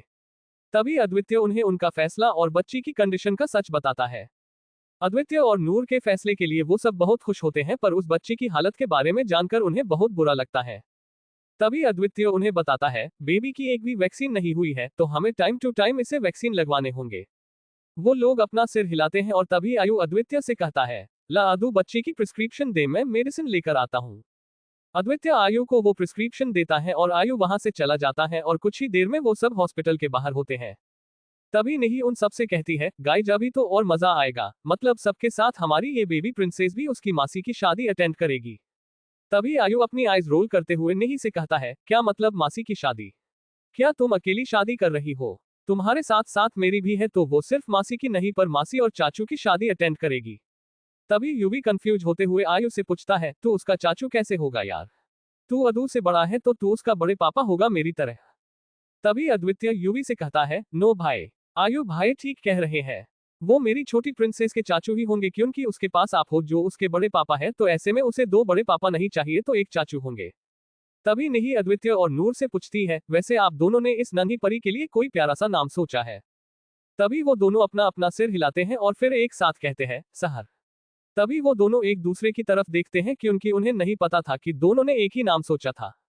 एपिसोड 107। तभी एलिना अद्वितीय और नूर को चिढ़ाने के लिए उनसे कहती है, वैसे हम सबको ये तो पता था कि आप दोनों के दिल एक है और साथ में धड़कते हैं, पर हमें ये नहीं पता था कि आप दोनों सोचते भी एक जैसा हो। मतलब दोनों ने एक ही नाम डिसाइड किया है। सहर, कितना प्यारा नाम है ये, तो अभी इसका मीनिंग भी बता दो। तभी नूर अद्वितीय की तरफ देखती है और वो अपना सिर हिलाते हुए एलिना और बाकी सबको बताता है, सहर का मतलब है सुबह, और ये बच्ची हम दोनों की लाइफ में एक नई सुबह की तरह ही तो आई है ना, जहां चारों तरफ एक तेज रोशनी होती है और साथ ही में एक जोश और जुनून भी। इसके आने से हमारी जिंदगी एक नया मोड़ ले रही है और ऐसे हमारी लाइफ में भी एक नई सुबह होगी ना। हमारा भी अभी इस बच्ची के साथ एक नया जन्म होगा, एक माँ बाप के रूप में। अब तक हम दोनों हमारे लिए जी रहे थे, पर अभी हमारे साथ साथ इसके लिए भी जिएंगे। तभी अद्वितीय उस बच्ची की तरफ देखता है और उसके छोटे से माथे पर किस करते हुए उससे कहता है, वेलकम टू अवर फैमिली सहर अद्वितीय सिंह। आपको यहाँ सबसे बहुत बहुत सारा प्यार मिलेगा। I know we love you baby. Noor भी सहर के माथे पर किस करती है। तभी यूवी उनसे कहता है, हम सबको भी इस छोटी सी परी से मिलना है, पर अभी नहीं, कल सब इससे अच्छे से मिलेंगे। अभी चलो सब घर चलते हैं, लेट हो गया है। इसी के साथ वो सब वहां से अपने अपने घर जाने के लिए निकलते हैं और वो तीनों यूवी, नूर और अद्वितीय पैराडाइज के लिए निकलते हैं। तो वही आयु निही को उसके घर छोड़ने जाता है। कुछ देर बाद जब अद्वितीय नूर और उसकी छोटी प्रिंसेस के साथ नीचे आता है, तभी वो दोनों अद्वितीय और नूर देखते हैं कि आयु और यूवी साथ में बैठकर आयु के फोन में कुछ देख रहे थे। तभी अद्वितीय अपने दोनों भाइयों की तरफ आते हुए उनसे पूछता है, अरे आप दोनों ऐसा क्या देख रहे हो फोन में जो आपको टाइम का भी पता नहीं है? तभी यूवी बिना मोबाइल से उसकी नजरें हटाए अद्वितीय को बताता है, हम बेबी के लिए कुछ बेबी प्रोडक्ट्स देख रहे हैं क्योंकि उसे जरूरत होगी। तभी आयु अद्वितीय की तरफ देखते हुए उसे बताता है, तुम दोनों तो बच्ची के साथ बिजी थे तो सोचा हम ही देख ले। वैसे भाई और मैंने मिलकर सब कुछ ऑर्डर कर दिया है और वो कल तक आ जाएगा। हमने बेबी के लिए क्रिब भी ऑर्डर किया है ताकि तुम लोग उसे तुम्हारे रूम में रख पाओ। तभी नूर अपनी स्माइल के साथ उनसे कहती है, थैंक यू भैयू, थैंक यू बिग बी। तभी यूवी नूर से कहता है, प्रिंसेस आपको हमें थैंक यू कहने की कोई जरूरत नहीं है, क्योंकि हम भी तो शहर के कुछ लगते हैं और देखना हम इसे बहुत बुरी तरह से बिगाड़ देंगे। तभी नूर अपनी शैतानी स्माइल के साथ उनसे कहती है, वैसे शहर की मम्मा को इससे कोई प्रॉब्लम नहीं है, आप दोनों शहर के डैडा से पूछ लो। तभी अद्वितीय नूर को बैक हक करता है और पीछे से शहर की तरफ देखता है जो अभी नूर की गोद में थी। तभी अद्वितीय बड़े ही कूल अंदाज में उनसे कहता है, मुझे भी कोई प्रॉब्लम नहीं है और वैसे भी मेरी बेटी को बिगाड़ने की 85% रिस्पॉन्सिबिलिटी मेरी ही तो है। तभी अद्वितीय आगे से आकर शहर को अपने एक हाथ में बहुत ही ज्यादा ध्यान से पकड़ता है और दूसरे हाथ से शहर के गुलाबी गालों को रब करते हुए उससे पूछता है ना मेरा बच्चा? आपको कोई प्रॉब्लम नहीं होगी ना अगर डैडा आपको स्पॉइल करेंगे? तभी शहर अपनी छोटी सी मुट्ठी में अद्वितीय की एक उंगली पकड़ लेती है और अपनी बंद आंखों को धीरे धीरे खोलने लगती है। जैसे ही अद्वितीय उसे उठते हुए देखता है, वो उन तीनों नूर, आयु और यूवी को बताता है, ये उठ रही है। अद्वितीय की बात सुनते ही वो दोनों भाई उस तरफ आते हैं और नूर भी अद्वितीय के पास आकर खड़ी होती है। तभी शहर अपनी बड़ी बड़ी आंखें खोलती है जो चॉकलेट ब्राउन कलर की थी। जैसे ही वो शहर की प्यारी सी आंखें देखते हैं, उनके चेहरे पर एक बहुत बड़ी स्माइल आती है। तभी शहर अपनी बड़ी बड़ी आंखों से उसके आसपास देखती है और कुछ अनजान चेहरों को देखकर उसकी प्यारी सी आंखों में आंसू आते हैं। तभी वो अद्वितीय की तरफ देखती है जो बस उसे अपनी प्यारी सी स्माइल दे रहा था। तभी वो अद्वितीय की उंगली को अपने मुंह में डालती है और फिर उसका ध्यान नूर की तरफ जाता है, जिसकी आंखों में भी अभी खुशी के आंसू थे। तभी शहर अपना दूसरा नन्हा सा हाथ नूर की तरफ बढ़ाती है, जैसे वो उससे कहना चाहती थी कि मुझे पकड़ो। नूर अद्वितीय के पास से शहर को लेती है, पर नूर के पास आने के बाद भी शहर अद्वितीय की उंगली नहीं छोड़ती। तभी आयु उन दोनों से कहता है, लो भाई, अभी तो ये पता चल गया कि इसे दोनों चाहिए, मम्मा भी और डैडा भी, पर हमारा क्या। तभी आयु सहर की तरफ देखते हुए उससे पूछता है, बेबी आपको चाचू नहीं चाहिए। तभी सहर एक बार आयु की तरफ देखती है और अगले ही पल रोने लगती है। सहर को रोता हुआ देखकर युवी आयु के सिर पर एक चपेट लगाते हुए अपनी गुस्से भरी आवाज में उससे कहता है, देख रुला दिया ना तूने बच्ची को गधे। क्या जरूरत थी, और वो एकदम से सब ऐसे अजनबी चेहरे देखकर डर जाएगी ना, तो पहले उसे अदू और प्रिंसेस के साथ एडजस्ट करने दे, बाद में हम उसे हमारे साथ कंफर्टेबल फील कराएंगे। आयु अपने सिर को रब करते हुए बस ओके भाई बोलता है और अपनी रोनी शक्ल बनाता है। इधर नूर रोती हुई सहर को शांत कराने की कोशिश कर रही थी, पर वो बस रोए जा रही थी। सहर को ऐसे रोते हुए देखकर अभी नूर की आंखों में भी आंसू आ रहे थे। तभी वो सहर की बैक रब करती है और अपनी रुआसी आवाज में कहती है, शशिश मेरी जान प्लीज चुप हो जाओ, देखो मम्मा यही है बाबू। नूर लाख कोशिश कर रही थी पर सहर आज चुप होने के मूड में नहीं थी। तभी नूर अद्वितीय की तरफ देखते हुए उससे कहती है, अदू प्लीज आप इसे चुप कराइए ना, अभी फीवर उतरा है इसका, रोने की वजह से कहीं फिर से ना हो जाए। तभी अद्वितीय अपने हाथों को नूर की तरफ बढ़ाते हुए उससे कहता है, लाओ दो इसे और मैं भी देखता हूं कि मेरी बेटी मेरे पास चुप कैसे नहीं होती। तभी नूर रोती हुई सहर को अद्वितीय के पास दे देती है। तभी अद्वितीय सहर को अपने सीने से लगाकर खुद आगे पीछे होने लगता है। तभी अद्वितीय अपनी बच्चों वाली आवाज में सहर से पूछता है, ओल्ले मेरा बच्चा, क्या हुआ, क्यों रो रहा है, किसने रुलाया आपको, चाचू ने। कोई बात नहीं, हम दोनों मिलकर चाचू की पिटाई कर देंगे, पर अभी आप शांत हो जाओ, बस बस हो गया बच्चा। तभी अद्वितीय बहुत धीरे धीरे सहर की बैक को रब करने लगता है और साथ ही में वो वही उसी रूम में सहर को लेकर इधर से उधर चलने लगता है। अद्वितीय सहर को शांत कराने के लिए एक सॉफ्ट सी धुन गुनगुनाने लगता है और धीरे धीरे करके सहर के रोने की आवाज कम होने लगती है।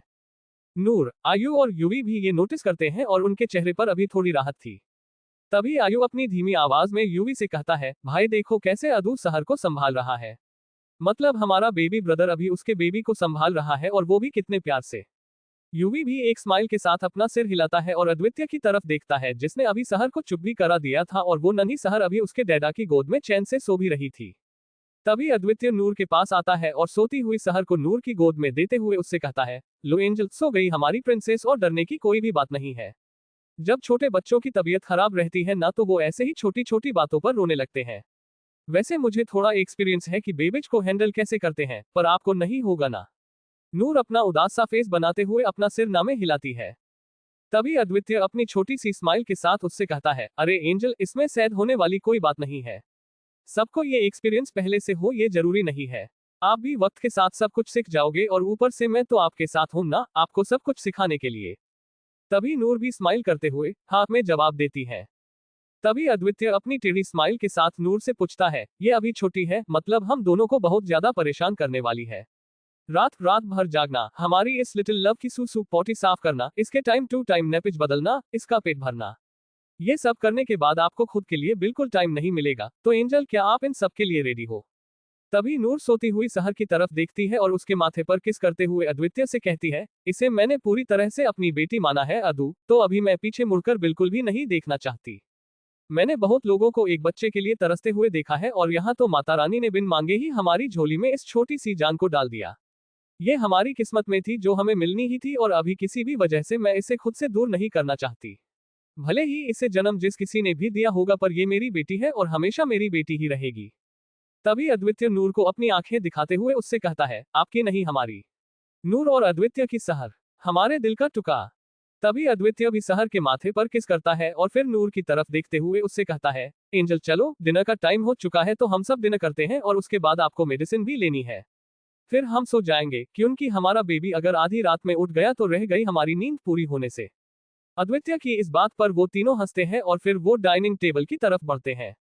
सहर अभी भी नूर के पास थी और अद्वितीय नूर को खिला रहा था और खुद भी खा रहा था। उन लोगों का डिनर होने के बाद वो दोनों आयु और युवी को गुड नाइट विश करते हैं और उनके रूम की तरफ बढ़ते हैं। अद्वितीय और नूर के रूम में इस वक्त नूर वॉशरूम में थी और अद्वितीय बेड पर सोई सहर को एडमायर कर रहा था। इस वक्त अद्वितीय के चेहरे पर एक प्यारी सी स्माइल थी जो सहर को इतने शांति से सोता हुआ देखकर आ रही थी। तभी नूर अपनी नाइटी पहनकर बाहर आती है और अद्वितीय को सहर की तरफ देखकर ऐसे मुस्कुराते हुए देखकर नूर के चेहरे पर भी स्माइल आती है। तभी नूर अद्वितीय के पास आती है और उसके सीने पर अपना सिर रखते हुए वो भी अपनी बच्ची की तरफ देखने लगती है। इस वक्त अद्वितीय शर्टलेस था और उसने बस उसका शॉर्ट पहना था।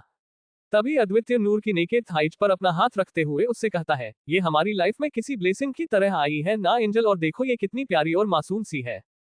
मैं अभी से इसके लिए वो सब फील कर पा रहा हूँ जो एक बाप अपनी बेटी के लिए करता है। मुझे अभी ऐसा लग रहा है जैसे मैं ये पूरी दुनिया अपनी बच्ची के इन नन्हे कदमों में लाकर रख दूं। मैं इसके लिए खुद को बहुत ज्यादा प्रोटेक्टिव और पजेसिव होता हुआ महसूस कर रहा हूँ। मेरी लाइफ में अब तक आप थे जिसके लिए मैं ये सब फील करता था, पर अभी आपके साथ साथ हमारी ये नन्ही सी जान भी है। एपिसोड 108। तभी अद्वितीय के दिमाग में कुछ आता है और वो नूर की तरफ देखता है। तभी अद्वितीय नूर का हाथ पकड़ते हुए अपनी थोड़ी सीरियस आवाज में उससे कहता है, जान अभी मैं आपसे जो कुछ भी कहने जा रहा हूँ उसे आप प्लीज ध्यान से सुनो, क्योंकि हमें ये सब कुछ पहले ही क्लियर करना होगा। तभी नूर अपनी पलकें झपकाते हुए उससे कहती है, मैं आपकी हर एक बात सुन रही हूँ अदू, आप बोलो। तभी अद्वितीय नूर की आंखों में देखते हुए उससे कहता है, एंजल शहर के आने से हमारी लाइफ में सब कुछ बदल गया है, तो ऐसे में हमें भी थोड़ा बदलना होगा। ये हो सकता है कि जब मैं फ्री रहूं तब आप बिजी रहो, या फिर जब मैं बिजी रहूं तब आप फ्री रहो, तो ऐसे में हमें थोड़ा एडजस्ट करना होगा। अब तक हम दोनों थे, पर अभी हमारे पास हमारी छोटी सी बेटी है। इस बीच शायद मैं आपको वक्त ना दे पाऊं या फिर आपको अपना प्यार ना दे पाऊं, पर मेरा प्यार आपके लिए बिल्कुल भी कम नहीं होगा और मैं आगे भी आपसे उतना ही प्यार करता रहूंगा जितना मैं पहले और आज करता हूं। शहर के आने से मेरा प्यार बढ़ जाएगा, क्योंकि मैं आप दोनों को अपना बराबर प्यार देना चाहता हूं। एंजल, आपको कभी ऐसा तो नहीं लगेगा ना कि मैं आपसे साथ कुछ गलत कर रहा हूं, और क्या आपको मेरे प्यार के ऐसे बढ़ जाने से कोई प्रॉब्लम होगी? अद्वितीय की बातें सुनकर पहले तो नूर के चेहरे पर थोड़े परेशानी भरे एक्सप्रेशन आते हैं, पर फिर उसके फेस पर एक स्माइल आती है। तभी नूर अद्वितीय की तरफ देखते हुए उससे कहती है, अदू पहली बात तो मैं बहुत खुश हूँ कि आपने खुद मुझसे ये पूछा और मुझसे ये सब कुछ खुलकर शेयर किया। अब रही बात आपके प्यार के बंटने की, तो अदू आप ऐसा क्यों सोच रहे हो कि हमारी बेबी की वजह से आपका प्यार बढ़ जाएगा? नहीं अदू, इससे आपका प्यार बटेगा नहीं पर बढ़ेगा, और मुझे पता है कि आप ना ही मेरे साथ कभी गलत करोगे और ना ही हमारी बेबी के साथ कुछ गलत होने दोगे। वैसे भी बच्चे के आ जाने से हस्बैंड वाइफ का प्यार कभी कम नहीं होता, पर कहीं गुना ज्यादा बढ़ जाता है ना। तभी अद्वितीय नूर के माथे पर किस करते हुए उससे कहता है, हाँ एंजल, आप बिल्कुल ठीक कह रहे हो। तभी नूर अद्वितीय की तरफ देखते हुए उससे कहती है, चलो अभी हम भी सो जाते हैं। तभी अद्वितीय नूर से पूछता है, एंजल आपने मेडिसिन ले ली ना?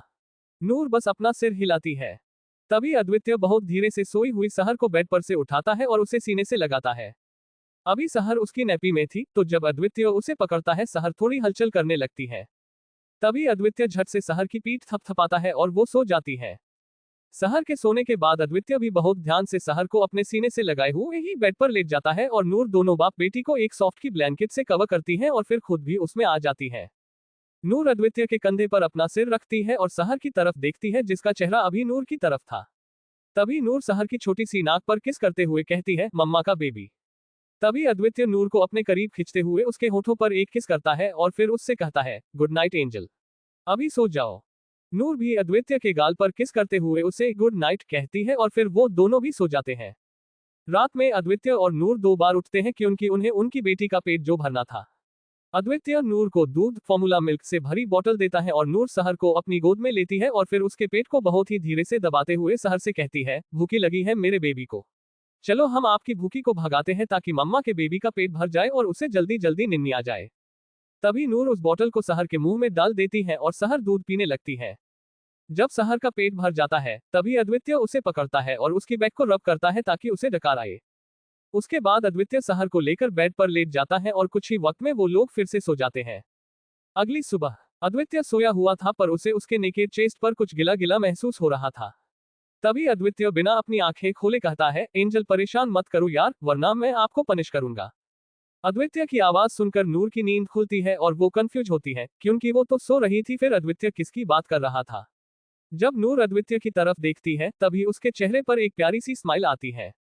तभी वो अद्वितीय को जगाते हुए उससे कहती है, ये आपके एंजल के नहीं पर आपके बेबी लव के कारनामे हैं अदू, थोड़ी अपनी आंखें खोलकर तो देखिए।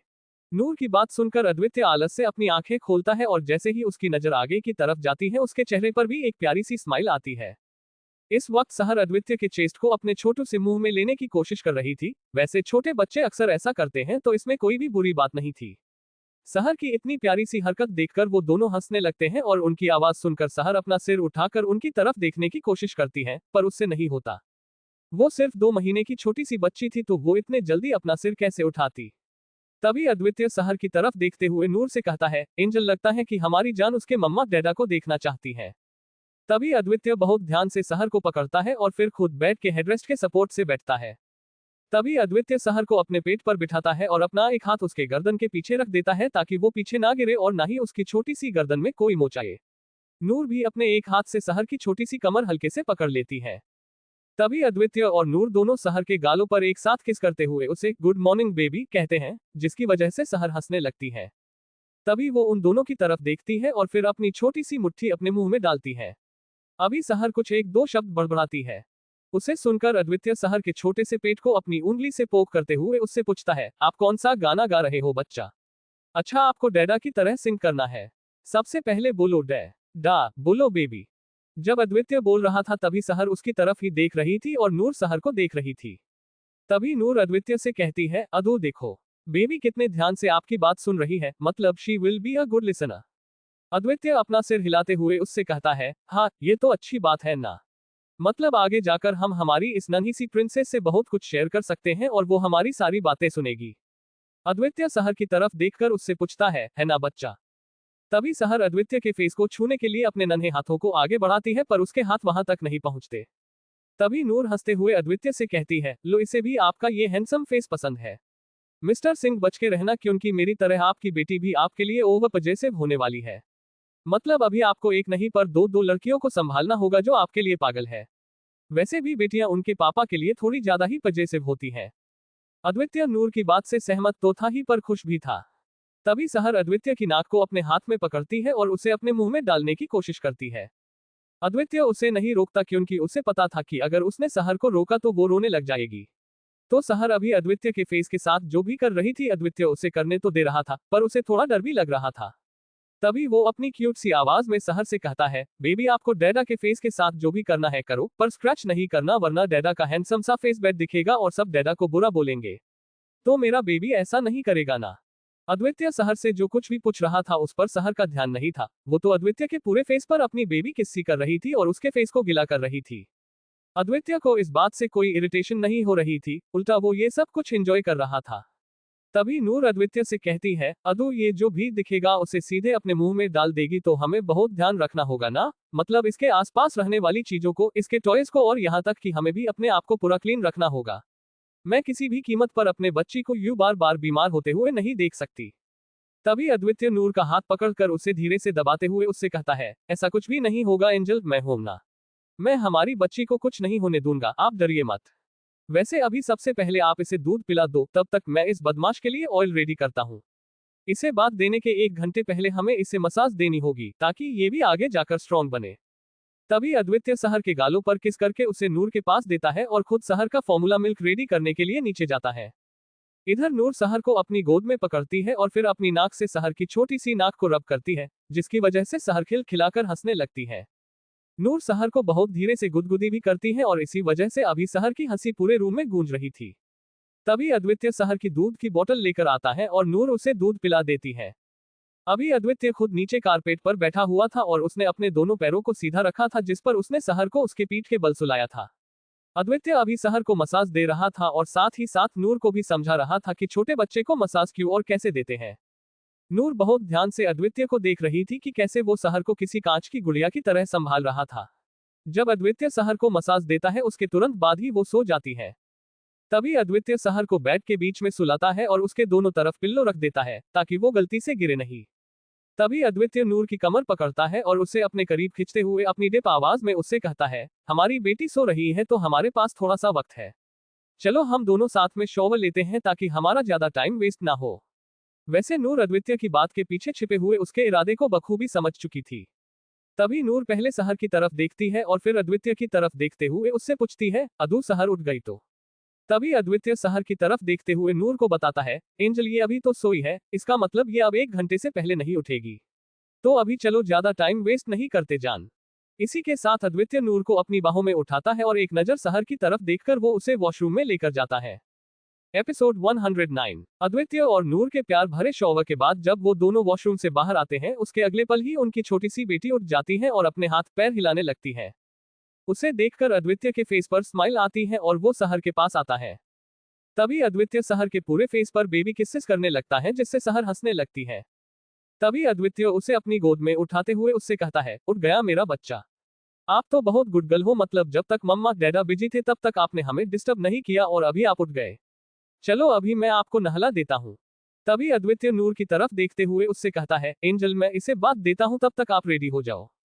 नूर अपना सिर हिलाती है और अद्वितीय सहर को अपने साथ वॉशरूम में लेकर जाता है और उसे बात देता है। इधर नूर रेडी हो रही थी कि तभी कोई दरवाजा नॉक करता है। जब नूर दरवाजा खोलती है तभी वहां आयु और यूवी होते हैं, जिनके हाथ में अभी बहुत सारा सामान होता है।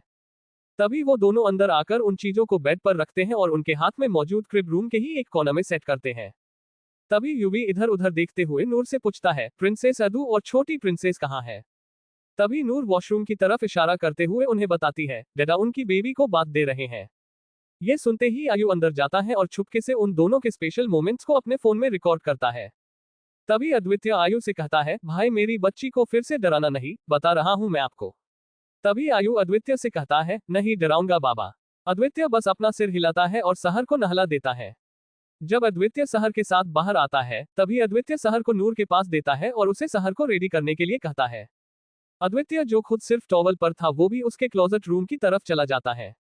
इधर नूर सहर को रेडी कर रही थी और वो दोनों भाई अभी वहीं पर थे और सहर के साथ बातें कर रहे थे, उसे हंसा रहे थे। नूर सहर को बेबी लोशन लगाकर उसे एक बहुत ही सॉफ्ट और स्किन फ्रेंडली ड्रेस पहना देती है और साथ में उसके पैरों में छोटू से सॉक्स भी। जब तक सहर उसकी मम्मा की हेल्प से रेडी होती है तब वो अद्वितीय खुद भी रेडी हो जाता है। तभी यूवी अद्वितीय को बताता है, अदो हमने एक क्रिब यहाँ तेरे रूम में रखा है, तो दूसरा नीचे हॉल में है। अगर हम नीचे रहे तो बच्ची हमारे आंखों के आगे होगी। तभी अद्वितीय अपना सिर हिलाते हुए उनसे कहता है, ये आप दोनों ने बहुत अच्छा किया भाई। चलो अभी नीचे चलते हैं, कुछ डिस्कस भी करना है। तभी आयु किसी छोटे बच्चे की तरह जिद करते हुए उनसे कहता है, मेरी डॉल को मैं पक दूंगा। तभी वो दोनों भाई अपना सिर हिलाते हैं और नूर आयु के दोनों गालों को पकड़कर उन्हें खींचते हुए आयु से कहती है, भैया आप कितने क्यूट हो। तभी आयु नूर की नाक खींचते हुए उससे कहता है, मैं क्यूट नहीं हैंडसम हूँ रैबिट। क्यूट तो आप और आपकी नन्ही सी बेबी गर्ल है। तभी यूवी नूर से कहता है, आयु की इस बात से तो मैं भी सहमत हूँ, तेरा क्या है अदू। तभी अद्वितीय भी अपना सिर हिलाते हुए उनसे कहता है, मैं भी। तभी नूर एक बड़ी सी स्माइल के साथ उन तीनों से कहती है, मेरी और मेरी बेबी की तरफ से थैंक यू। तभी आयु यूवी से कहता है, भाई डॉल को दो, तब से आपने उसे पकड़ा हुआ है, अभी मेरी टर्न है। यूवी अपना सिर हिलाते हुए अद्वितीय से कहता है, ये देख अदू, ये है हमारा दूसरा बच्चा। अभी एक हफ्ते में इसकी शादी होने वाली है और हरकतें बिल्कुल बच्चों जैसी कर रहा है। आयु यूवी की बात पर अपनी शक्ल बनाता है और अपने हाथ आगे बढ़ाता है। तभी यूवी सहर को बहुत ध्यान से आयु की गोद में देता है और उससे कहता है, ध्यान से पकड़ आयु और अपना एक हाथ बच्ची के गर्दन के पीछे रख। अभी ये बहुत छोटी है तो इसे मोच आ सकती है। आयु यूवी के कहे मुताबिक सहर को बहुत ध्यान से पकड़ता है और फिर उसके माथे पर किस करता है। इस वक्त सहर अपनी मुट्ठी को सक कर रही थी और साथ में आयु के फेस की तरफ देख रही थी। तभी वो चारों नीचे आते हैं और नूर सहर को दूध पिला देती है और थोड़ी देर में वो सो जाती है, तो नूर उसे उसके पालने में सुला देती है जो हॉल में था। वो लोग भी अपना ब्रेकफास्ट करते हैं और फिर सोफे पर बैठकर कुछ डिस्कस कर ही रहे होते हैं कि तभी वो सब टीम अचीवर ग्रुप ईशा और शिखा वहां आ जाते हैं। तभी नहीं नूर को हक करती है और साथ में यूवी और अद्वितीय को भी। उसके बाद नहीं आयु को हक करती है और आयु नहीं के माथे पर किस करता है। तभी नहीं उन लोगों से पूछती है, मेरी छोटी बेबी कहाँ है, मुझे उससे मिलना है। तभी आयु नहीं को साइड हक करते हुए उससे कहता है, बैड लक नहीं, डॉल सो चुकी है तो अब तुम उससे नहीं मिल सकती। आयु की बात सुनकर नहीं थोड़ी उदास हो जाती है और नूर अपनी दिदू को उदास कैसे देख सकती थी। तभी नूर अपनी प्यारी सी स्माइल के साथ नहीं से कहती है, क्या हुआ अगर आप उससे मिल नहीं सकती तो, पर आप उसे देख जरूर सकती हो दिदू, वो सोई हुई है, कहीं छिपी नहीं है कि आप उसे देख ना पाओ। पर हाँ आवाज मत करना वरना वो उठ जाएगी। वो झट से अपना सिर हाँ में हिलाती है। तभी वो लोग नूर के साथ सहर के क्रिब के पास आते हैं जिसमें वो बहुत चैन से सोई हुई थी। उसके मासूम से चेहरे पर अभी एक प्यारी सी मुस्कान बिखरी हुई थी। तभी नहीं उसे देखते हुए अपनी बहुत ही धीमी सी आवाज में नूर और बाकी सबसे कहती है, ये कितनी ज्यादा प्यारी है यार, इसे देखकर तो इस पर और भी ज्यादा प्यार आता है। इस वक्त वहां मौजूद सभी नहीं की बातों से सहमत थे और सोई हुई सहर को ही देख रहे थे। तभी एलिना नूर से कहती है, नूर अभी का तो ठीक है पर जब तुम इसे कहीं बाहर लेकर जाओगी ना तो घर से बाहर निकलने के पहले ही तुम इसे काला टिका लगा देना वरना किसी की भी बुरी नजर लग जाएगी इसे। तभी अद्वितीय थोड़ा पजेसिव होते हुए नूर से कहता है, हाँ एंजल हम हमारी बच्ची को किसी भी अनजान शख्स के पास नहीं देंगे। अभी शादी में बहुत से ऐसे लोग होंगे जो इसे पकड़ना चाहेंगे पर ये हम लोगों के पास ही होगी, किसी और के पास नहीं। वैसे अद्वितीय की इस बात से वहां हर कोई सहमत था। सहर को कुछ देर और निहारने के बाद वो सब उनकी बातों में लग जाते हैं और ऐसे ही वो एक हफ्ता भी निकल जाता है। वैसे इस एक हफ्ते में सहर उसके मम्मा डैडा की जान बन चुकी थी और साथ ही साथ उसकी उन तीनों आयु, युवी और निहित से भी थोड़ी गहरी बॉन्डिंग बन चुकी थी। जब भी उन तीनों के पास फ्री टाइम होता था वो पहुंच जाते थे उनकी छोटी प्रिंसेस के पास उसके साथ खेलने के लिए। सहर अद्वितीय और नूर के अलावा अगर किसी के पास बिना रोए रहती थी तो वो बस वो तीनों ही थे। उनके अलावा अगर सहर को किसी ने हाथ भी लगा दिया तो उसका रोना शुरू हो जाता था। अब आगे एक हफ्ते बाद आज से आयु और निही की शादी के रिचुअल स्टार्ट होने वाले थे, तो आज पैराडाइज में एक छोटी सी पूजा थी जो अद्वितीय ने ये शुभ काम बिना किसी विघ्न के अच्छे से पूरा होने के लिए रखी थी। ये पूजा अद्वितीय और नूर के हाथों ही होनी थी और उनके साथ नए जोड़े मतलब आयु और निही का इस पूजा में होना बहुत जरूरी था। नूर और बाकी लड़कियों अलिना, आर्या, सेजल, ईशा और शिखा ने मिलकर पूजा की सभी तैयारियां कर दी थी और उस पूजा में ज्यादा लोग नहीं थे। बस वो सब बच्चे, वो तीनों भाई, नूर, निही और निही के पापा प्रिंसिपल थे।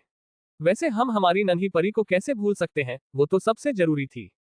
इस वक्त सब वही बैठे थे और पंडित जी पूजा की तैयारियां कर रहे थे। नूर और अद्वितीय उनकी सहर के साथ ऊपर रूम में थे। तभी पंडित जी युवी से कहते हैं, बेटा पूजा का मुहूर्त हो चुका है, तो अभी हमें पूजा शुरू कर देनी चाहिए। तभी युवी अपना सिर हिलाते हुए उनसे कहता है, जी पंडित जी, मैं अभी उन दोनों को बुलाता हूँ। युवी ऊपर जाने ही वाला होता है कि तभी वो दोनों खुद उनकी प्रिंसेस के साथ नीचे आते हैं।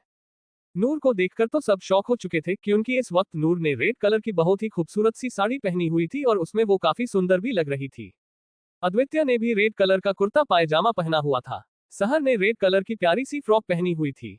उन तीनों को देखकर दक्ष उनसे कहता है, अरे वाह, क्या बात है, आज तो मम्मा डैडा और उनकी प्यारी सी प्रिंसेस ने मैचिंग मैचिंग कलर की ड्रेसेस पहनी है। तभी नहीं नूर की तरफ देखते हुए उससे कहती है, क्यूटी पाई, आप इस साड़ी में कितनी प्यारी लग रही हो।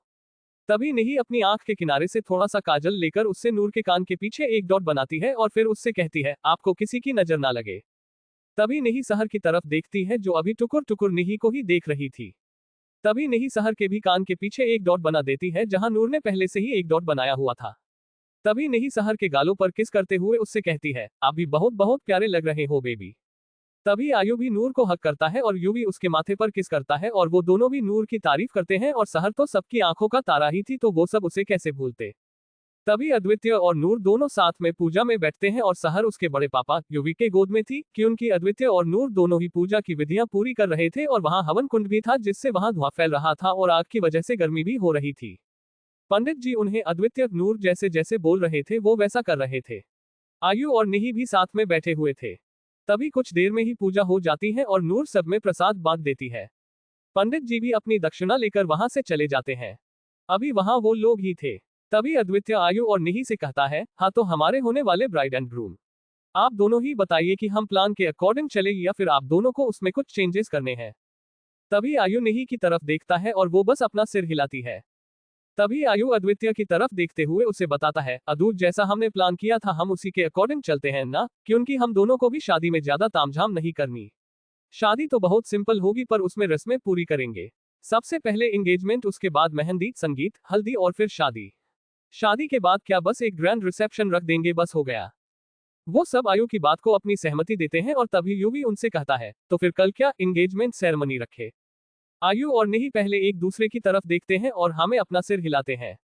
तभी अद्वितीय उनसे कहता है, हाँ तो ठीक है, कल भाई और निही की एंगेजमेंट है और हमारे पास सिर्फ आज का दिन है, तो बच्चों लग जाओ काम पर। तभी अद्वितीय नूर की गोद में मौजूद सहर से कहता है, अभी आप भी अपनी निन्नी करो, चलो आंखें बंद करो बच्चा। सहर उसके पास मौजूद अद्वितीय के चेहरे को टच करती है और सब हंसने लगते हैं। तभी अद्वितीय सहर के नन्हे हाथ पर किस करता है और नूर उसे सुला देती है। एपिसोड 110। आज आयु और निही की एंगेजमेंट थी। इस वक्त नूर निही को रेडी होने में हेल्प कर रही थी और बाकी लड़कियां भी वही मौजूद थी। उन्होंने एंगेजमेंट पार्टी माथुर हाउस निही का घर में रखी थी। इस वक्त वो सब बच्चे समीर निही के डैड प्रिंसिपल को हेल्प कर रहे थे। सहर अभी उसके डैडा के पास थी और अपनी प्यारी सी आंखों से इधर उधर देख रही थी। अभी सब गेस्ट भी आने लगे थे और वो लोग उनका वेलकम कर रहे थे। यहाँ बहुत ज्यादा लोग तो नहीं थे पर जितने भी थे वो यहाँ की जानी मानी हस्तियां ही थी। सब लोग आ गए थे और अभी वहां मीडिया भी थी। आयु खुद फेमस था, उस पर वहां अद्वितीय सिंह और युवराज सिंह शेखावत जैसे पावरफुल पर्सनालिटीज मौजूद थे तो उनका आना तो बनता था। सब लेडीज तो पहले से ही अद्वितीय पर फिदा थे और इस वक्त उसके हाथों में जो छोटा बेबी सहर था वो अभी वहां की ब्रेकिंग न्यूज बन रहा था। सब लोग ये जानना चाहते थे कि अद्वितीय के हाथ में वो बेबी कौन है और किसका है। वो सब लोग इस बात का पता लगाने की बड़ी कोशिश कर रहे थे। इधर अद्वितीय तो उसके बच्ची के साथ बिजी था। तभी अद्वितीय सहर के गालों पर बेबी किस करते हुए उससे कहता है, बेबी कहाँ आए हो आप? देखो किसका घर है ये, मासी का, जो अभी आपकी चाची बनने वाली है। आप तो बहुत ज्यादा मस्ती करने वाले हो आपके चाचू चाची की शादी में, है ना? अद्वितीय की बातों पर सहर बस हंस रही थी और अपनी आवाजें निकाल रही थी। तभी सब गर्ल्स निही के साथ आती हैं और उन्हें देखते हुए अद्वितीय नूर की तरफ इशारा करता है और सहर से कहता है, देखो बेबी, मम्मा आ गई। चलो हम उनके पास चलते हैं। अद्वितीय उनके पास जाता है और फिर निही की तरफ देखते हुए उससे कहता है, निही यू आर लुकिंग ब्यूटीफुल। तभी निही हंसते हुए उससे कहती है, थैंक यू भाई, पर इसका सारा क्रेडिट तो क्यूटी पाए और गर्ल्स को जाता है। उन लोगों ने ही मेरी इतनी हेल्प की। तभी आयु निही के पास आता है और उसे उसकी कमर से पकड़ते हुए वो सब गर्ल्स से कहता है, थैंक यू गर्ल्स, मेरी इस ब्यूटीफुल सी निही को और ब्यूटीफुल बनाने के लिए। तभी समीर यूवी के साथ वहां आते हुए उन सब से कहते हैं, तो चलो बच्चों, रिंग सेरेमनी स्टार्ट करते हैं। वो सभी अपना सिर हिलाते हैं और नूर सहर को अद्वितीय की गोद से लेते हुए अद्वितीय से पूछती है, अदू इस शैतान ने आपको ज्यादा तंग तो नहीं किया ना? तभी अद्वितीय नूर को साइड हक करते हुए उससे कहता है, नहीं एंजल, इसने मुझे बिल्कुल भी तंग नहीं किया और अगर करती भी तो मुझे कोई प्रॉब्लम नहीं होती। बेटी है मेरी और मैं अपनी बच्ची के नखरे तो उठा ही सकता हूं ना। अद्वितीय की बात सुनकर नूर बस अपना सिर हिलाती है और वो लोग स्टेज की तरफ जाते हैं जहां इस वक्त आयु और निही साथ में खड़े थे। तभी अद्वितीय निही की साइड आता है तो वही नूर अपने भैयों के साथ खड़ी रहती है। इस वक्त सहर अपनी प्यारी सी आवाज में कुछ बड़बड़ा रही थी पर उसकी लैंग्वेज किसी को भी समझ नहीं आ रही थी। तभी नूर आयु और निही की तरफ देखते हुए उनसे कहती है, लगता है आप दोनों से भी कहीं ज्यादा जल्दी तो इस छोटे डेविल को है। तभी वो अपनी बेबी लैंग्वेज में आपसे कह रही है कि चाचू चाची जल्दी करो, सहर को बहुत सारी मस्ती करनी है।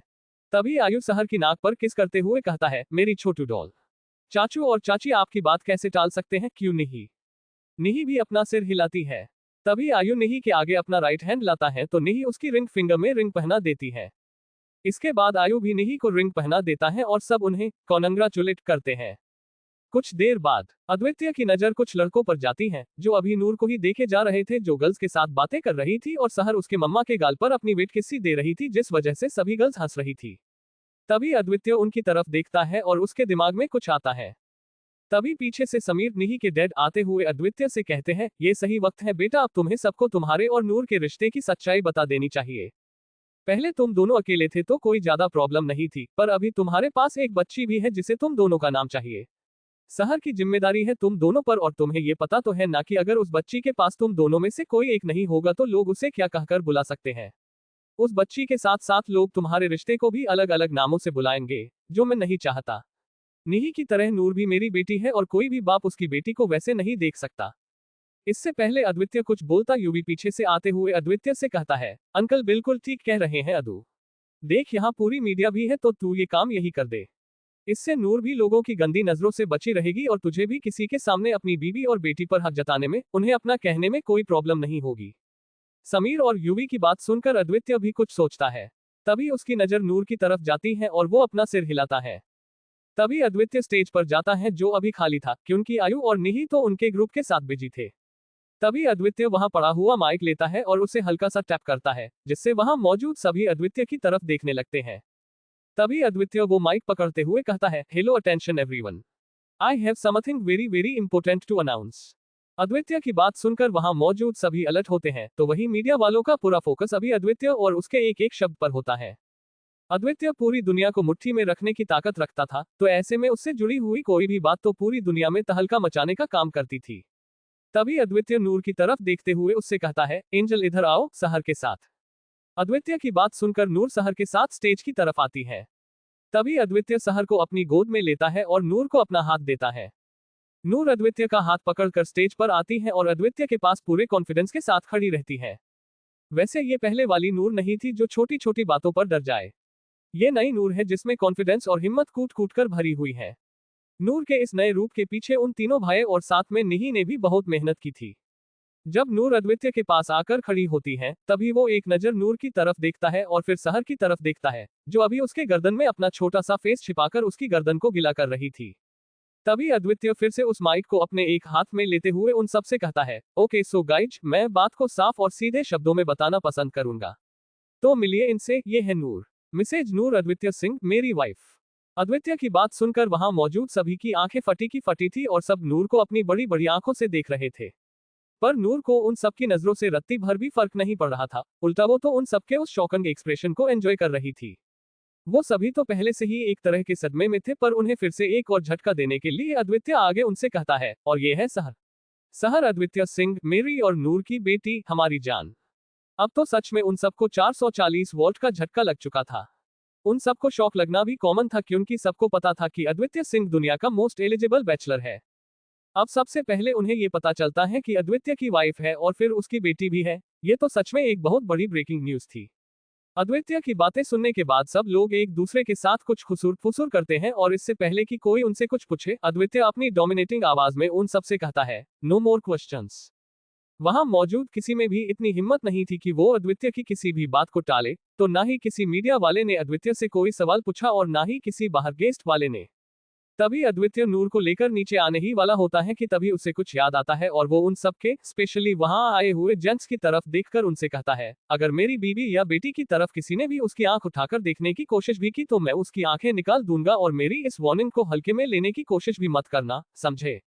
वो सब डर के मारे अपना अपना सिर हिलाते हैं और अद्वितीय नूर और सहर के साथ स्टेज से नीचे आता है। इस वक्त वो सभी साथ में बैठे थे, पर अद्वितीय और नूर वहां नहीं थे। सहर अभी यूवी के पास थी और उसे परेशान कर रही थी। तभी एलिना यूवी से कहती है, भाई मैं उन दोनों को देखकर आती हूँ, बेबी रो रही है।